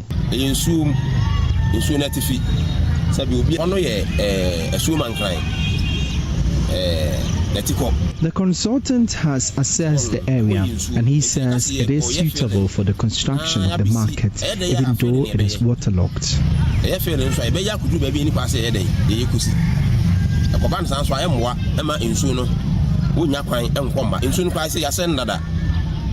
The 24-hour economy market forms part of government's broader plan to boost local commerce and create jobs through round-the-clock trading activities. However, residents insist the objective will be defeated if the facility is sited in an area prone to flooding. Francis Mentes reports for Joy News. Away from that, an Accra High Court has granted the Attorney General's office and lawyers for the Ashanti Regional Chairman of the New Patriotic Party, Bernard Entry-Bossiako, popularly known as Chairman Wontumi, until July 6 to return and brief the court on the progress of ongoing plea bargain negotiations. The Attorney General's office informed the court that Wontumi had initiated the process towards a plea agreement through an application contained in a filing dated June 11, 2026. Chairman Wontumi, his company, and another accused person are standing trial over allegations that they used forged documents to secure a loan facility from the Exim Bank, causing a financial loss of about 30 million Ghana cedis to the state. Fatal Bayaga was in court today. He joins me in the studio with more. Fatal, what else transpired? Absolutely. So in general jurisdiction too, the Deputy Attorney General Justice Ramsai was in court, and in fact, he was in court to officially notify the court about the arrangements that are being taken between the prosecution and then the defense counsel. So basically, he was on his feet, and he told the court that lawyers for Wontumi approached the AG that they were seeking plea bargain in this very high-profile case, and that they had conversations just before the court sitting that they were seeking a short adjournment for about 2 weeks so that they can have discussions, and then they will return to the court to update the court on the progress of that, right? So basically, when he said that, Andy Apiakubi was also on his feet, and he said that, I do not have anything more to say, right? We've already had discussions with the AG, and then we all agree that in the next 2 weeks, we'll be back in court to update the court on the progress of this particular case. Then the trial judge, Halima Abdul Al-Lawal Bassett, then, adjourned the case to the, in fact, before that, they agreed, they said the 2 weeks period would have fallen on the 3rd of July, right? But the court attention was drawn to the fact that on the 3rd would be a public holiday, right? Then the judge, based on that, she then adjourned the case to on the 6th of July, where the parties will be back to court to update the court on the progress of this particular case. So just after the court sitting today, Fosti, then Andy Apiakubi briefed the press. Basically, he said that he's quite optimistic that by the time they will be returning to court, they would have reached a significant progress or made a significant progress in relation to this particular case. We can take a listen to it. Counsel for accused persons agree that since we have initiated pre-negotiations, it is only by law prudent for the court to give us an adjournment until we come to inform the court of developments. And by law, we are entitled to 30 days of plea negotiations. So we agreed to take the 6th of July to come to the court to inform the court of progress so far in the plea negotiations. We are very hopeful that by the time we come to the court on the 6th, we will have made some progress and inform the court of what issues are left outstanding for us to clear and to file our pre-agreement in the court. The mood of the court and the predisposition of counsel from both sides suggests that we will be able to reach amicable settlement quickly for us to file a plea agreement that will bring the matter to finality. Well, I still have Fatal in the studio, and a lot of things happen in court today. Absolutely. I know you caught up with Samuel Atacha and his new counsel for Chairman Wontumi with regards to the Salmon Boy case. Absolutely. What happened? So, very interesting conversation with him. He said that, on the 3rd of July, that's what the date that the court has set aside to deliver judgment on that very high-profile Salmon Boy case. So, Andy Apiakubi is basically saying that he is trying to plead with the court to, reschedule the July, 3 deadline for the judgment, because he believes that he needs to go through the documents, review some of the witness statements and all of that before he will satisfy himself with all of those processes. And he believes that that is the best way to go about it. If that isn't done, then maybe there won't be fair trial in this particular matter. So, in fact, he was quite confident that he has to go through all of those documents before the court would deliver a judgment. So, basically, for many people are speculating that maybe this is just like a delay tactic, just to, in a way, push this particular case forward. And today, Samuel Atacha has confirmed that he is trying to ask the court to, push the judgment ahead, the day that it will deliver the judgment on this particular case. And for state, this is a very interesting case, which is among the 3 high-profile cases that Wontumi is currently in the middle of. The Tano Numri Forest case, which at the moment, the cross-examination of the prosecution witnesses is ongoing. We just spoke about the Exim Bank, which is also one, and then the Tano Numri Forest Reserve case. Now, Andy Apiakubi, in fact, said that, based on what is happening in court, the courts seem to have some personal, issues with him. He is not comfortable with how things are going. He wrote to the court. In fact, he went with a motion. The court dismissed that motion and said that it was completely strange. He could have just written a letter to the court telling the court that I don't want to continue to be the lawyer for Chairman Wontumi, instead of coming with a motion. So that motion was, dismissed. Then he wrote officially, or in fact, he even notified his client Wontumi that I don't want to continue to be the judge or the lawyer in this particular case. And then he was given the opportunity. Just that same day, Fostina, Wontumi released a statement saying that my new lawyer is Samuel Atachia, and it's quite very interesting. But I'm wondering what the court thinks about that motion he's pushing. Would they grant him his request? We're looking forward to how that will pan out in court. But there are other things that happen in court as well. Exactly. So Hanan Abdul Wahab was in court with his wife, looking very calm as the proceedings, went on in Criminal Court 3. In fact, that is, they were rearrested not long ago. Hanan Abdul Wahab himself was granted a bail of 60 million Ghana cedis.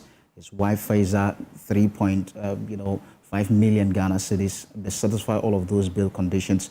Now, today, the court, they completed the case management conference.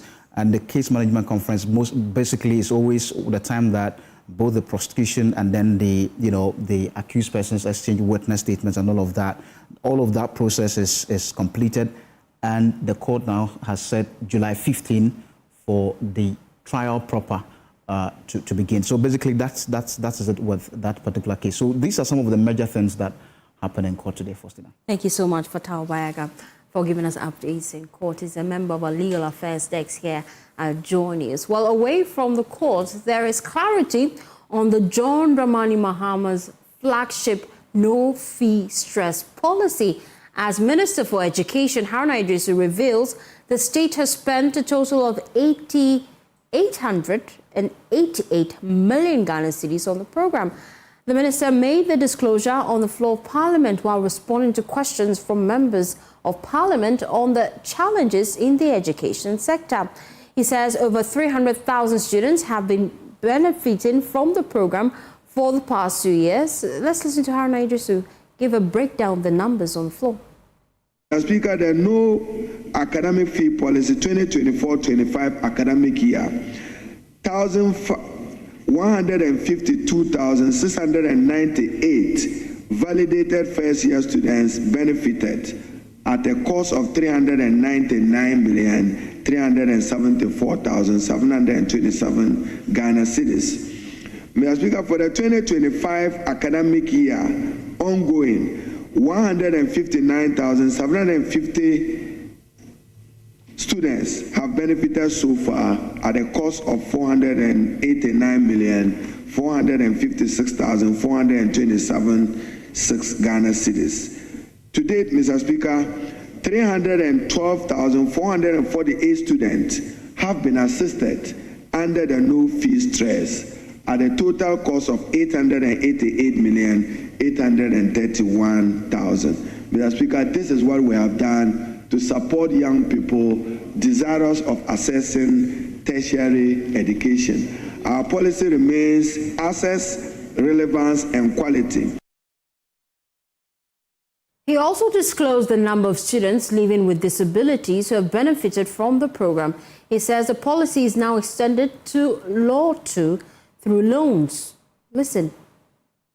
For free tertiary education for persons with disability, 2025-2026 academic year, 1,530 persons with disability receive full fee and residential coverage at a total amount of 9,837,000. Mr. Speaker, I'm happy to announce that under this government, we are demystifying legal education, and therefore students pursuing law and professional law can now apply for the Student Loan Trust Plus. 1,332 students receive full fee coverage loans paid directly to their institutions. This includes 610 students from the Ghana School of Law, the first of its kind, Mr. Speaker. So the No Fee Stress Initiative have several components. They include the no academic fees policy that I have explained to mitigate the financial burden. So, Mr. Speaker, in the past, we're told that show us one social intervention policy of the NDC and government. President Mahama has appropriately and eloquently responded to this with a no-fee stress as a social intervention policy to support young people to have access to higher education. Parliamentary Affairs correspondent James Aveji joins us live with more. James, what else transpired on the floor today?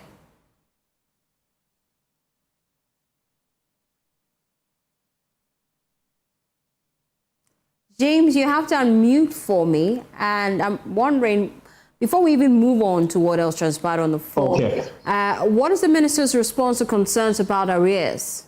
Since some students say they have not received any disbursement, did he say anything about that? Yes, according to the minister, government has made an up-to-date disbursement for all students who have been, clarified.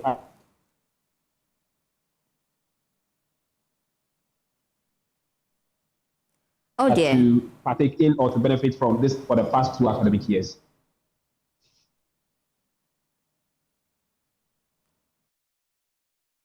Into 2027, the GET Fund will make a minimum allocation of 10 billion to support each of the technical universities across the country, total 100 million. Mr. Speaker, would honor that. There is no outstanding obligation in respect of no fee stress for 2024, 2025, 2025, 2026. The Honorable Minister for Finance has made releases adequately to the student loan trusts, which is executing the no fee stress and the free tertiary education for persons with disability. What we do is just authentication. Are you the real student? Are you a student of this particular institution? And more importantly, are you a first year student? When that is satisfactory, then payment is done. So the Honorable Minister of Finance have made adequate releases to the student loan trust, and they are currently disbursing. Thank you. With me, the issue about the feeding at the senior high school also came up. What else did he say? Well, while answering questions on the floor, there was concern about, the use of GET funds in the various schools. The minister, in answering that question, disclosed that as we speak, about 42% of the GET fund allocations are currently used for the feeding for the students, insisting that there are enough food in the school. Then the MP for Etiwa is Honorable Abena Osasari, rose up and cautioned government against using such chunk of money from the GET fund to procure food for the schools, insisting that if that continues, then it means that GET fund is deviating from its own mandates, while advising government on what to do to get enough funding for the feeding instead. That is not the core mandate of GET fund. GET fund's core mandate is to help in the infrastructure of the schools. I had the opportunity to visit the regions and also to engage the pre-tertiary schools. Mr. Speaker, as we speak now, there's an outstanding infrastructure, uncompleted infrastructure to the tune of between 8 to 10 billion.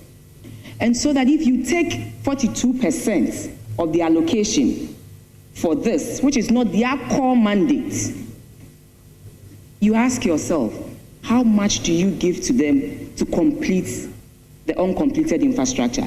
We can use other sources of revenue to fund this equally good program, but not the monies that should go to GET fund for infrastructure.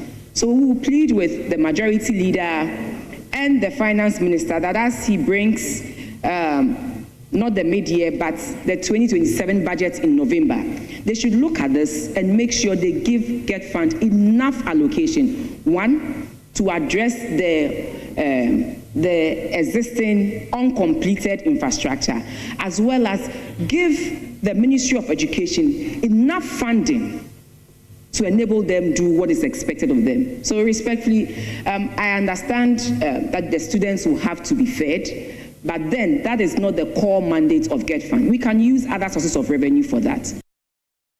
And James is still with me. Now to my initial question, what else transpired on the floor?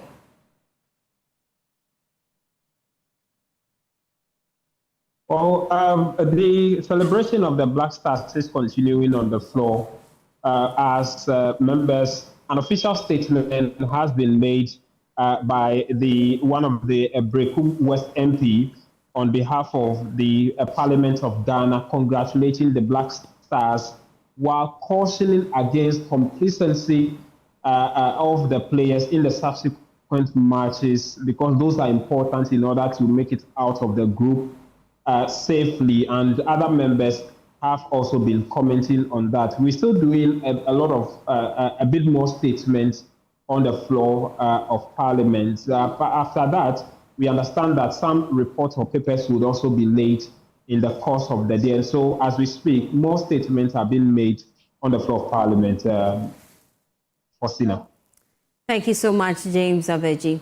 You're still watching The Pulse. Stay with us. We'll be right back after this quick tip.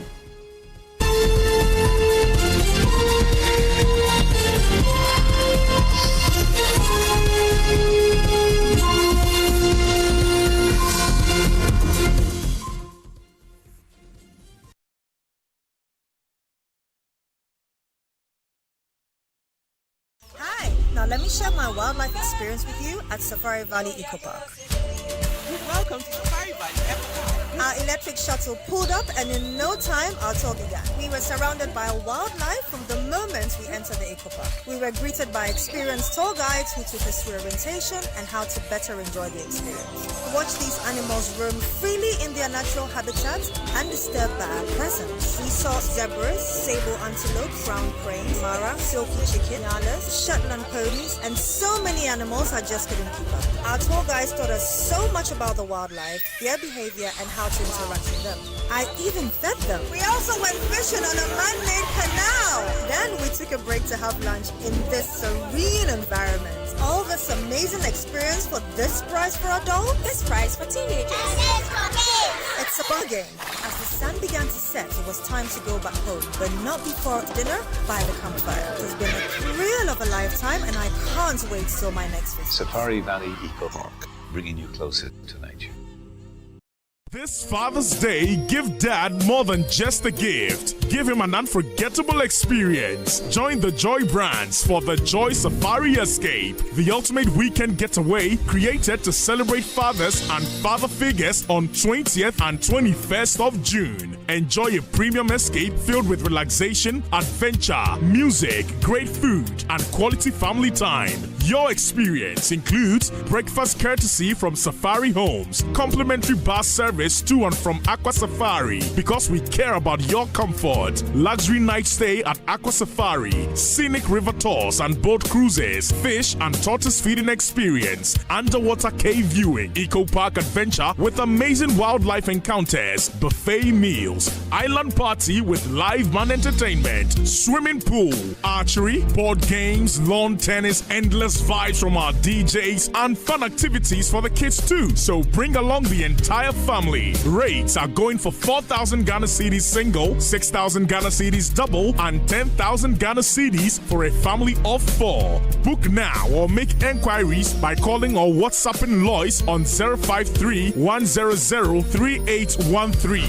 The Joy Safari Escape, June 20 and 21. Joy Safari Escape, one weekend, endless memories. The Joy Safari Escape is powered by Hits FM and Joy Prime. To dance with my father. Did you know that Ghana currently spends more than 8 billion Ghana cedis annually importing food that can be produced locally? That is why this June, Joy Business and the Super Morning Show, in partnership with the Federation of Associations of Ghanaian Exporters, FAGE, bring you the Joy Agribusiness Month 2026 under the theme From Soil to Sovereignty, Building Ghana's Agricultural Self-Reliance Through Innovation. Join us on the Joy Super Morning Show, Joy News, and across Joy Business platforms for a month-long national conversation on Ghana's food security and agribusiness future. Week 1 focuses on government policy, trade and financing for food sovereignty. Week 2 explores research, innovation, mechanization. Week 3 examines infrastructure, value addition, youth participation and agricultural financing, while Week 4 highlights opportunities across key horticulture value chains. The final week looks at consumer power and Ghana's roadmap to food sovereignty by 2030. Stay tuned to Joy FM and Joy News.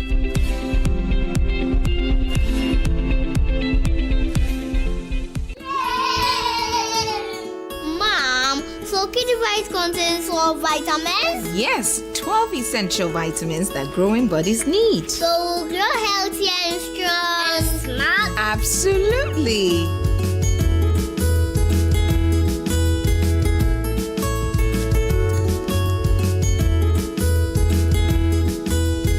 Kidivite Multivitamin Tonic contains all the essential vitamins and nutrients needed for the healthy development of children from age 1 to 12 years.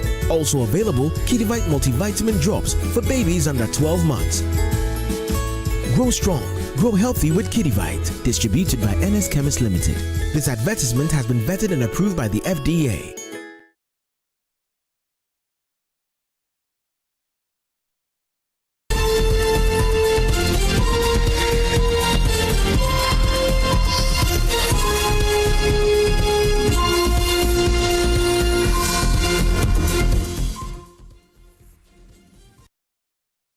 Thanks for staying with us to other stories now. Commuters traveling from Kaswa to Accra endured hours of gridlock this morning as heavy traffic congestion brought movement along the stretch to a crawl during the peak rush hour.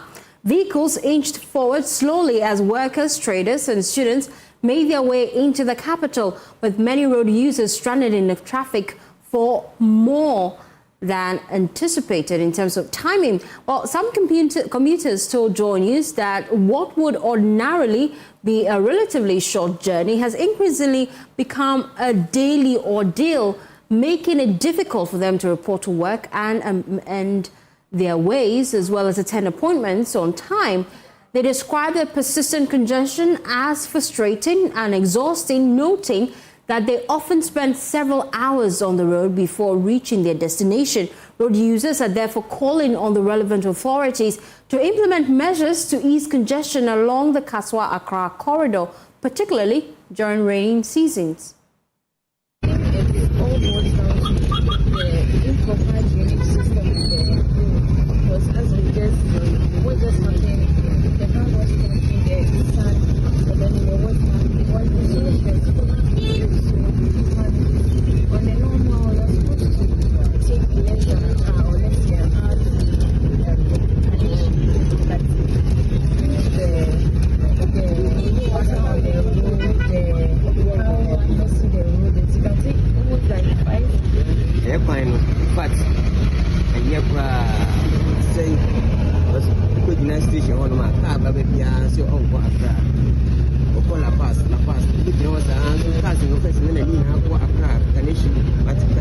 The Kaswa-Accra road is in poor condition, and due to the ongoing works and drainage challenges, traffic movement has become extremely slow, especially when it rains, making it very difficult to get to work. A journey that should normally take less than an hour to reach work is now taking about 3 to 4 hours.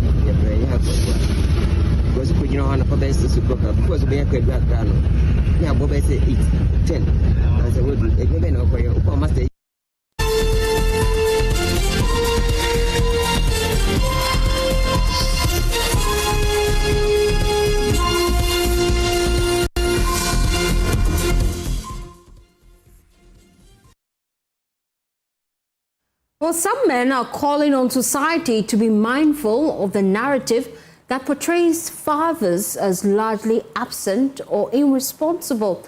Host of Joy FM's Joy Time in His Presence morning devotion program, Pastor Akufo-Addo, says many fathers are actively involved in their families, even if their efforts are not always visible. He stressed that Father's Day should be used to encourage and celebrate responsible fatherhood, rather than focus on faults, urging more men to take active roles in parenting. There's a crusade to change the narrative, and I believe strongly that every one of us will join the train as we project the true image of fathers, ensuring that we bring fatherhood to the place where it ought to be. One thing about fatherhood is that once fatherhood is in place, society is in place. You know, it's like that missing part of the puzzle that fixes everything. He also called for the recognition of those who are trying and taking responsibility, including single fathers, stepfathers, and other male guardians. You are doing your best, who are breaking your backs virtually to ensure that the family is doing well. These days, fathers are doing extremely fine. I've been to hospitals and seen fathers in shirt and tie, holding their babies, queuing for antenatal.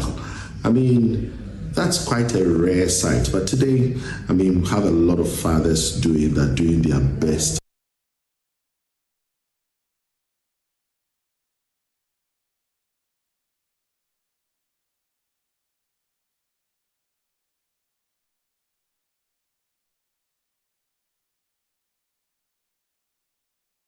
So this Father's Day, let's celebrate the efforts of our fathers. If you want to celebrate your father, the Joy Safari Escape is happening from the 20th to the 1st of June. All you have to do is call Lois to book your slot on 053 100 3813. I'll take the number again, 053 100 3813. Call her and she'll tell you how you can make Father's Day memorable for your father. Stay with us. We'll be right back.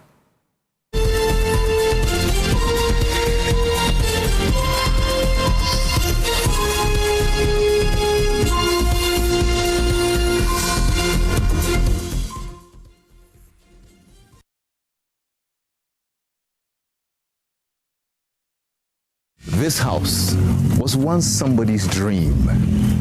A 3-bedroom home filled with family, laughter, kids playing around. But today, it's akin to an eco park. Weeds, plants, snakes. It's all falling apart. Join me on a journey to put this house in good shape.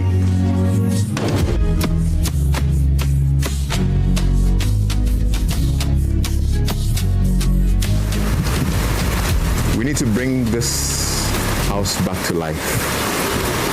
Yes, we will. Let's do this.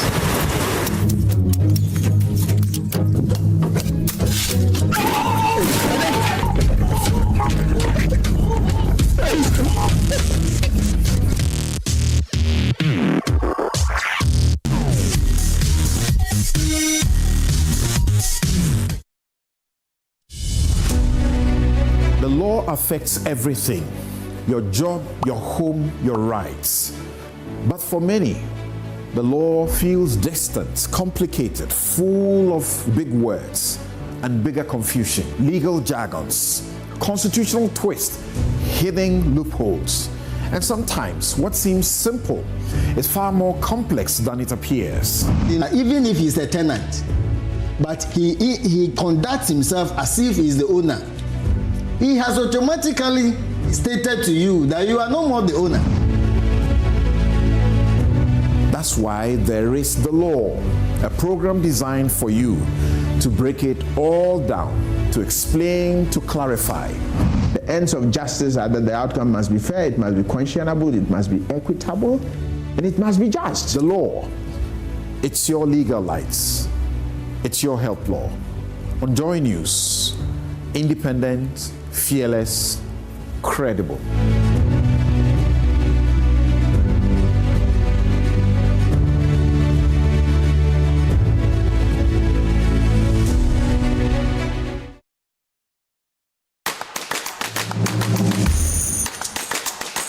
Every morning before the rush, before the arguments, before the headlines begin to chase us, there's a moment to pause, to listen, to understand what truly matters.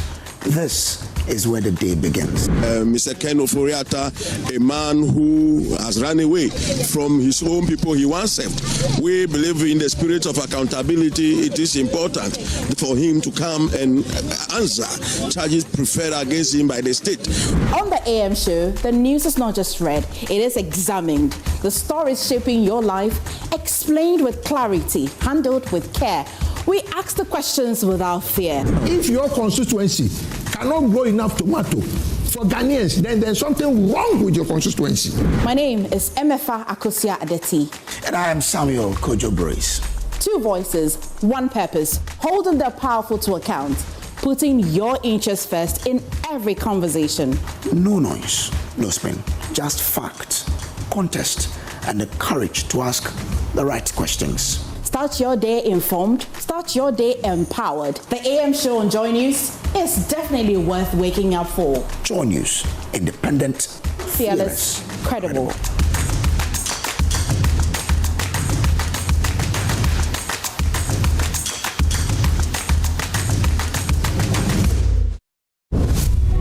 There are some certain categories of disease.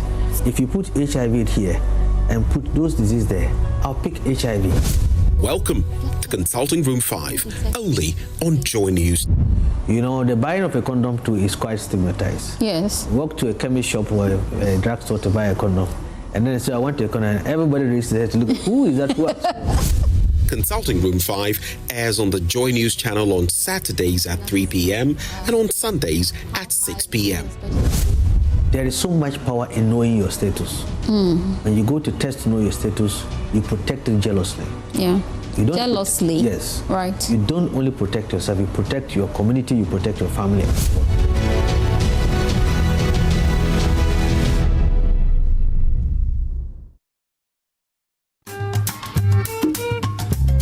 We were living in one of the pavilion behind. Later that we had this new building.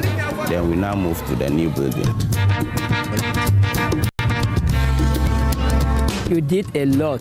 They have come here and asked us, and they have continued our 6-unit classroom building. A lot has changed. After documentary, we had 60 tables and chairs, then a 10-bedroom teacher accommodation. We have never been fair to these young children. The children are suffering. We applied for school feeding, which will have also helped to increase the enrollment. The impact has been great in terms of enhancing duty bearer responsiveness, in terms of responding to the infrastructure needs, in terms of teacher availability. We are seeing that there's progress.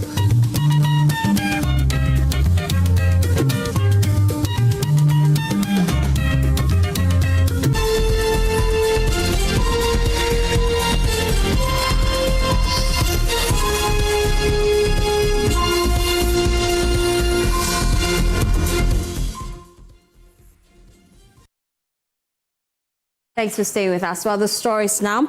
The general manager of Lodges Group Limited has commended the Ministry of Lands and Natural Resources for driving efforts to restore lands ravaged by illegal mining. Speaking to Joy News in Accra after donating a brand new Zonda GWM 4-wheel drive pickup to the Environmental Protection Authority, Mr. Benjamin Kakari commended the EPA's strict monitoring of the reclamation project, describing it as effective. There is more. Mourning, confusion and uncertainty have gripped Cape Coast after the bodies of 2 promising students were discovered just a day apart. The incidents have triggered widespread reactions in the city and across the country, with many parents and residents. Group Limited is embarking on a reclamation of a 725 acreage land at Amasia Central, precisely German Quanta, on a pilot phase, so that later we do a national scale-up, but in collaboration with the Ministry of Lands and Natural Resources. But during our activities, EPA has been one of the key collaborators of the project. And then as they are mandated, they gave us permits to visit the field and start our work. But it is also their mandate to monitor what we do there, so that it will not have adverse effect on the lands that we are reclaiming. So we thought it wise and it's prudent that we aid them to be coming to the field in a regular way, so that we will be able to do the work as it is required of us and as is prescribed by the law. So that is why we are here today, donating a pickup to them, so that it will aid them to visit and monitor the work that we are doing. I believe that, yes, we are talking about the ills of mining, degraded lands. Yes, it has this adverse, but should we throw our hands in the air and say that we cannot do anything? So for me, we believe that the future is for us to restore the land back to its former glory days, so that the ecosystem will be restored and there will be benefits.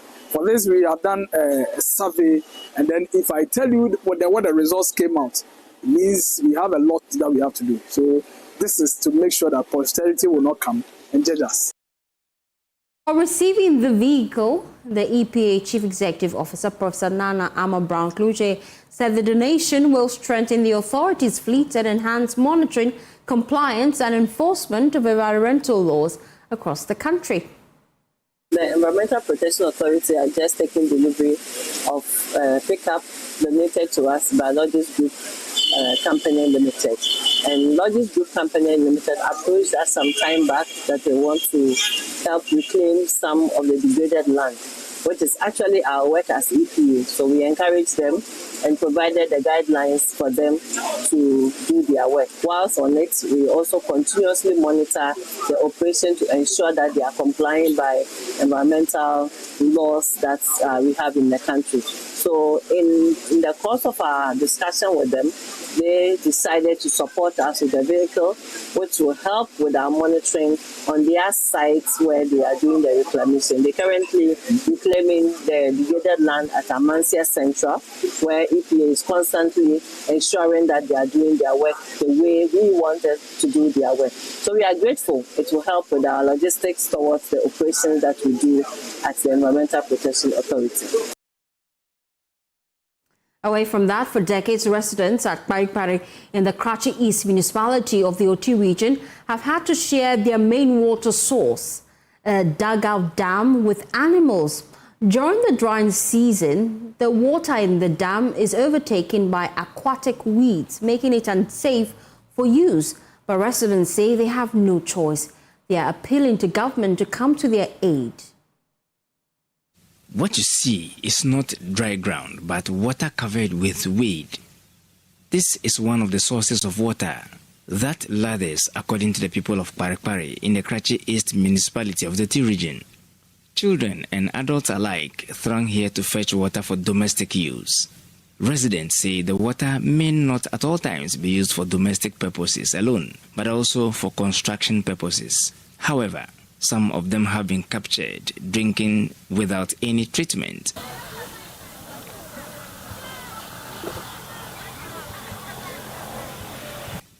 General washing is also done here by children. These children innocently loiter in the water. The consequences could be dire in the near future. With typhoid cases high across the region, this must be a cause for worry to the local government. There are a few boreholes sunk by individuals but are for sale. Residents say their financial standings cannot allow them depend on such sources of water, coupled with the distance to cover to get a bowl of water. Monica, Sarah, and Vida are residents of Paripari.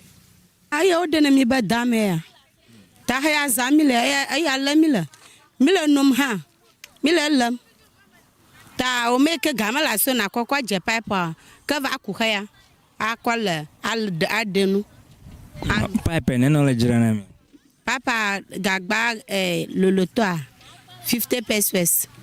I feel very sad. We don't have any option because apart from borehole type, we don't have any water again. So we use this one for bathing. Some are even drinking it. People are drinking it. People are using it for cooking, which is very bad. And we don't have any option, so we have to use it like that. But you have borehole. Is it? Do they sell it or you fetch for free? They are selling it. This one, the big one, 3 for 2 Ghana cedis.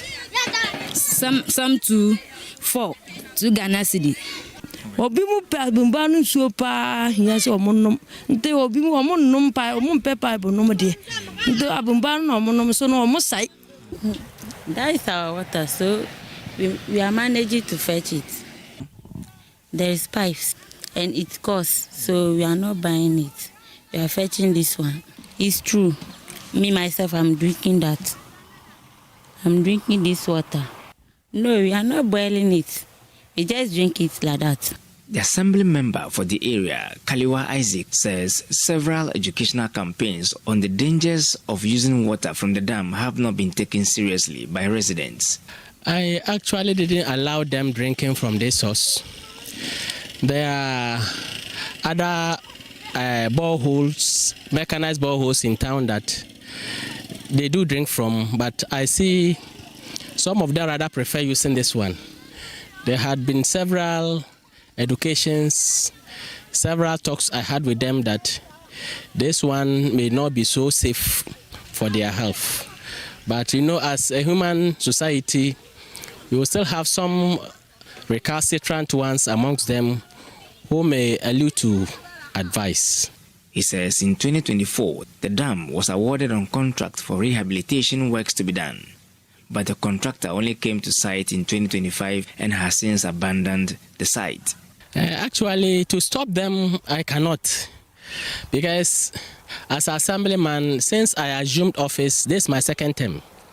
My first term, I pushed it severally, but fortunately enough, my second term around 2024, it was awarded to a contract where the contractor came here on site.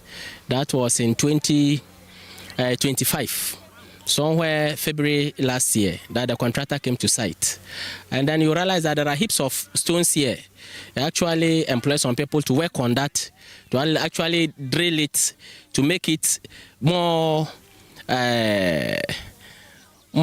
resourceful for the community to rather use. But the contractor alongside abandoned the project. The manpower works were said to have been done by the community members, especially women. The women allege that they have since not been paid for their services rendered to the contractor. Almost say dam, two dam, mbemba. Mama is a sample bonus, you share born in Eda Hono. One mama as a go. Almost say I buy. Miura freeze a company knitting. Assemblyman Crapo Nimu. This assembly munina munimu. Yes, 5 months to what 2 months. 2 months to Crampono ya nyana pepe. One send Bibia ya kama. Sikano emba. Ajumanusu asi. Ye contractor no. Wanyaba beshe emprebakuno. Wasamba. The assembly member confirms that the women who have packed these rocks to be used for the rehabilitation works have not been paid. The name of the contractor is actually called Rocky. And the contract is Ghana Safety Net, Ghana Production Safety Net. They actually own that project. And it is not, they don't use machines, they use manpower. It is a fact. The company owes them. When the company started with the construction, I confided in the contractor. The contractor told me he was awarded to same contract at Ichiman, and then he said he was waiting for them to release some funds for him to carry on with the work, but that do not avail. So the workers, the contractor doesn't actually pay the workers. The safety net does the payment. They do the payment from Tamale. Vida and Monica argue that the water from the boreholes sunk by individuals do not lather when used for washing or bathing. If we buy the pipe one, if you want to wash, cannot wash well. So we need to fetch this one. And the type, if you don't have money to buy Omo, plenty Omo, you can't use it. They have acknowledged the fact that they could be infected with any waterborne disease since the dam is on the lower side of the community, adding that fecal matter is often washed from the high grounds into the dam. This water, if you drink it, see, here, this place, they are shitting. So if rain falls, it will wash. Yes. The dirty things inside the water, and we will fetch it. A lot. We are aware of it, but we don't have any option. Government will come and promise. They will go, they will not come and do anything about it. Politicians will come. They will use it as politics. They will talk about it, will be happy. They won't come and do anything about it. So we don't have any option. I would say it is actually not only Parepare. Across the municipality, we have been these typhoid cases where Parepare is not of exception, and there are other related waterborne diseases. In some way, somehow, it is also a factor, because the people in town here are basically farmers, and it's hard to raise daily amount to be able to be buying this water for their domestic uses. So some see that those that could not raise such amount, they rather depend on the dam.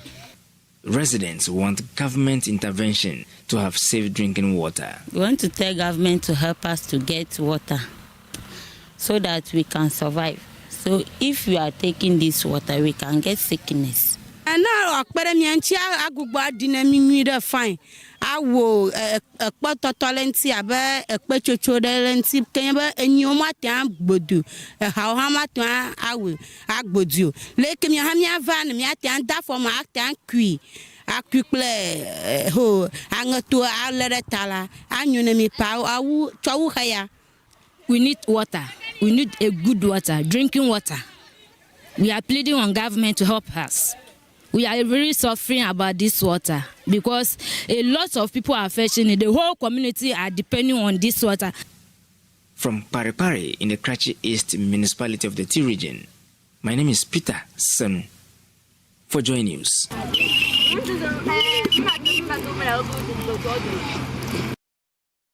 The National Disaster Management Organization says years of accumulated silt in major drainage channels have emerged as a significant challenge to ongoing flood control efforts across Accra.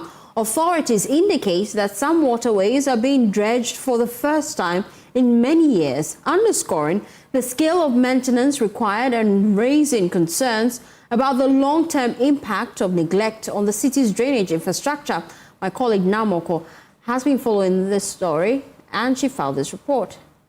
NADMO says years of neglect in maintaining major drainage channels have contributed to Accra's recurring flooding challenges as authorities intensify efforts to improve flood resilience during the rainy season. The ongoing intervention with its partners is aimed at restoring critical waterways, with officials noting that some channels have suffered years of inadequate maintenance, resulting in heavy silt buildup and reduced water capacity. At the Ga East Municipality, NADMO Director Edem Agbenyefia says the exercise has exposed the extent of the challenge caused by neglected waterways. The water itself, as I said, it has not been dredged before. That is the challenge we are facing. The rate in which the machine have to move, it cannot go that way. Because this is the first time ever we are doing this kind of dredging. You can see the volume of water passes here is very huge. We have to get our time, which involves a lot of money to do this exercise. Meanwhile, Assembly Member for Blekesi West Electoral Area, Al-Hassan Muhammadu Kabila, blames human activities for worsening flooding. I am calling on the Assembly. Look, let's be ruthless about this exercise, because one person cannot endanger the entire community. So I will advise that they should be, all those structures should be taken down, so that to make way for the water to able to pass to avoid flooding. Authorities say solving Accra's flooding problem requires continuous maintenance, responsible waste disposal, and enforcement against activities that block waterways. For Joy News, now more course reports read to you. Over the years, bars and pubs have been recognized as entertainment spots. However, the Accra Brewery PLC is highlighting its contribution aside the traditionally recognized roles to job creation, community bonding, and economic growth. With the World Cup here, Accra Brewery PLC is ensuring viewing centers feature in their products. There is more in the following report. Many football fans prefer to watch the World Cup games on large screens outside their homes. They do this with friends and loved ones amidst food and drinks. The Accra Brewery PLC is giving fans an exclusive offering at spots, restaurants and bars. The company says these establishments are set to become key drivers of social interaction and local business development.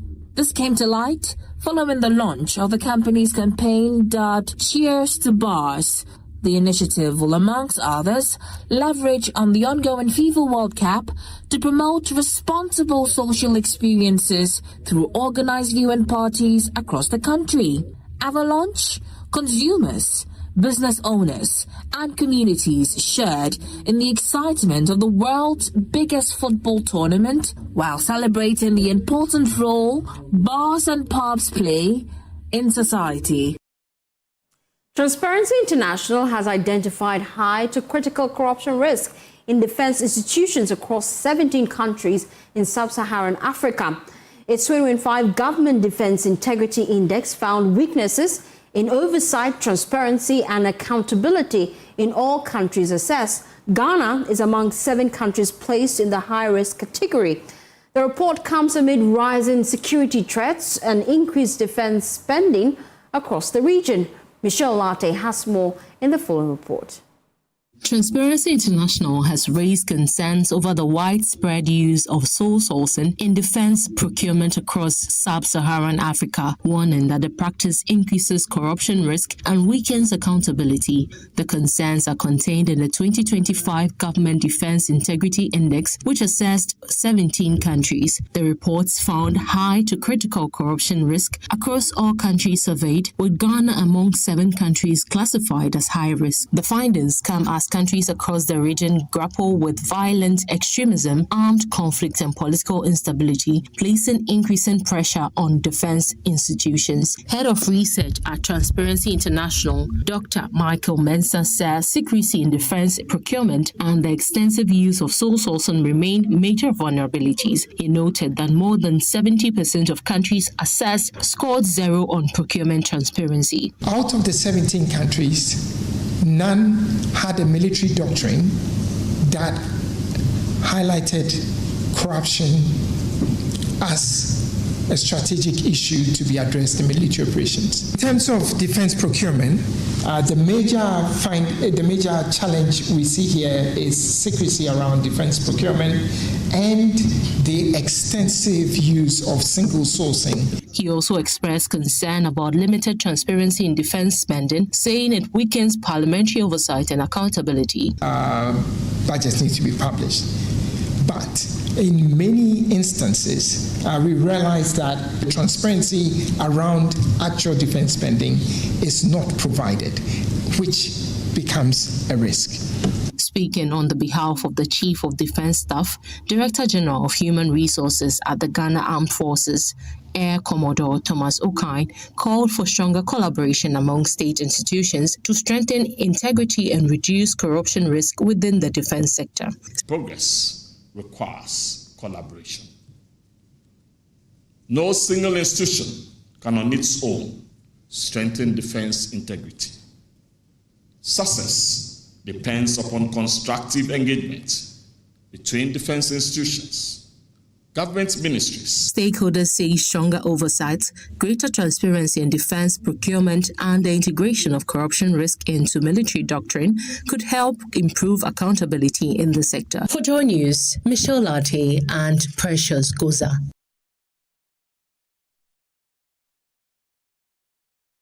Well, that's all for the polls. For more news, please log on to myjoyonline.com. My name is Fostina Sarfo. I appreciate your time and your company. Have a pleasant day as you enjoy the rest of our programs.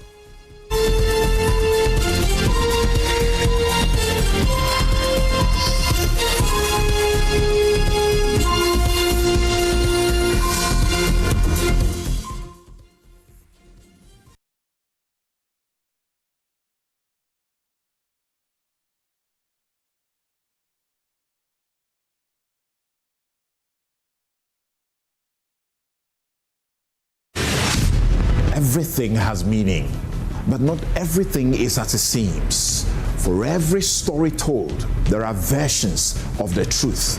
we can't afford to look at this, the numbers that have been presented, and say we are tired. It's the same old issue. No, somebody should be prosecuted.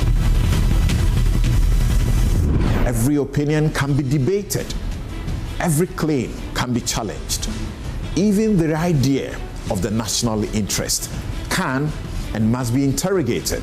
This is the date it was. This was the date it was printed from the system. That is what what is he talking about? Because sometimes the real facts are buried deep within layers of interpretation. So we ask the harder questions. We test every claim. We raise the standard of public discourse and place every issue on the altar of unbiased scrutiny. This is Newsfile, your most authoritative news analysis platform. And here on Newsfile, we put Ghana first. We stand beneath you. What are you doing? Clearly. Newsfile with Samson Ladi Anyanini. On Joy News, independent, fearless, and credible.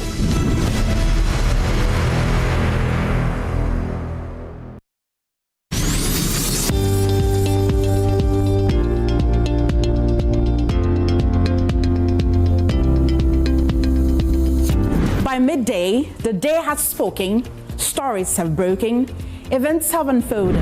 We call on governments and cocoa board to pay our cocoa farmers immediately. Now it's time to take stock. This is Joy News Today. As it happens, as it matters to you, from Accra to every region, from Parliament to the courts, our correspondents are on the beat, bringing you the latest developments, verified facts, and the context behind the headlines.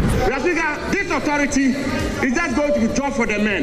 This authority will not affect the suffering unemployed youth. On Joy News Today, there are no fragments of speculation, but a clear picture of where the country stands right now. Because of Galamsey, Ghanaians voted against NPP for NDC to come and do better. But the better now, no, and so you can stay informed, stay connected, and stay ahead. Joy News Today on Joy News. Independent, fearless, and credible.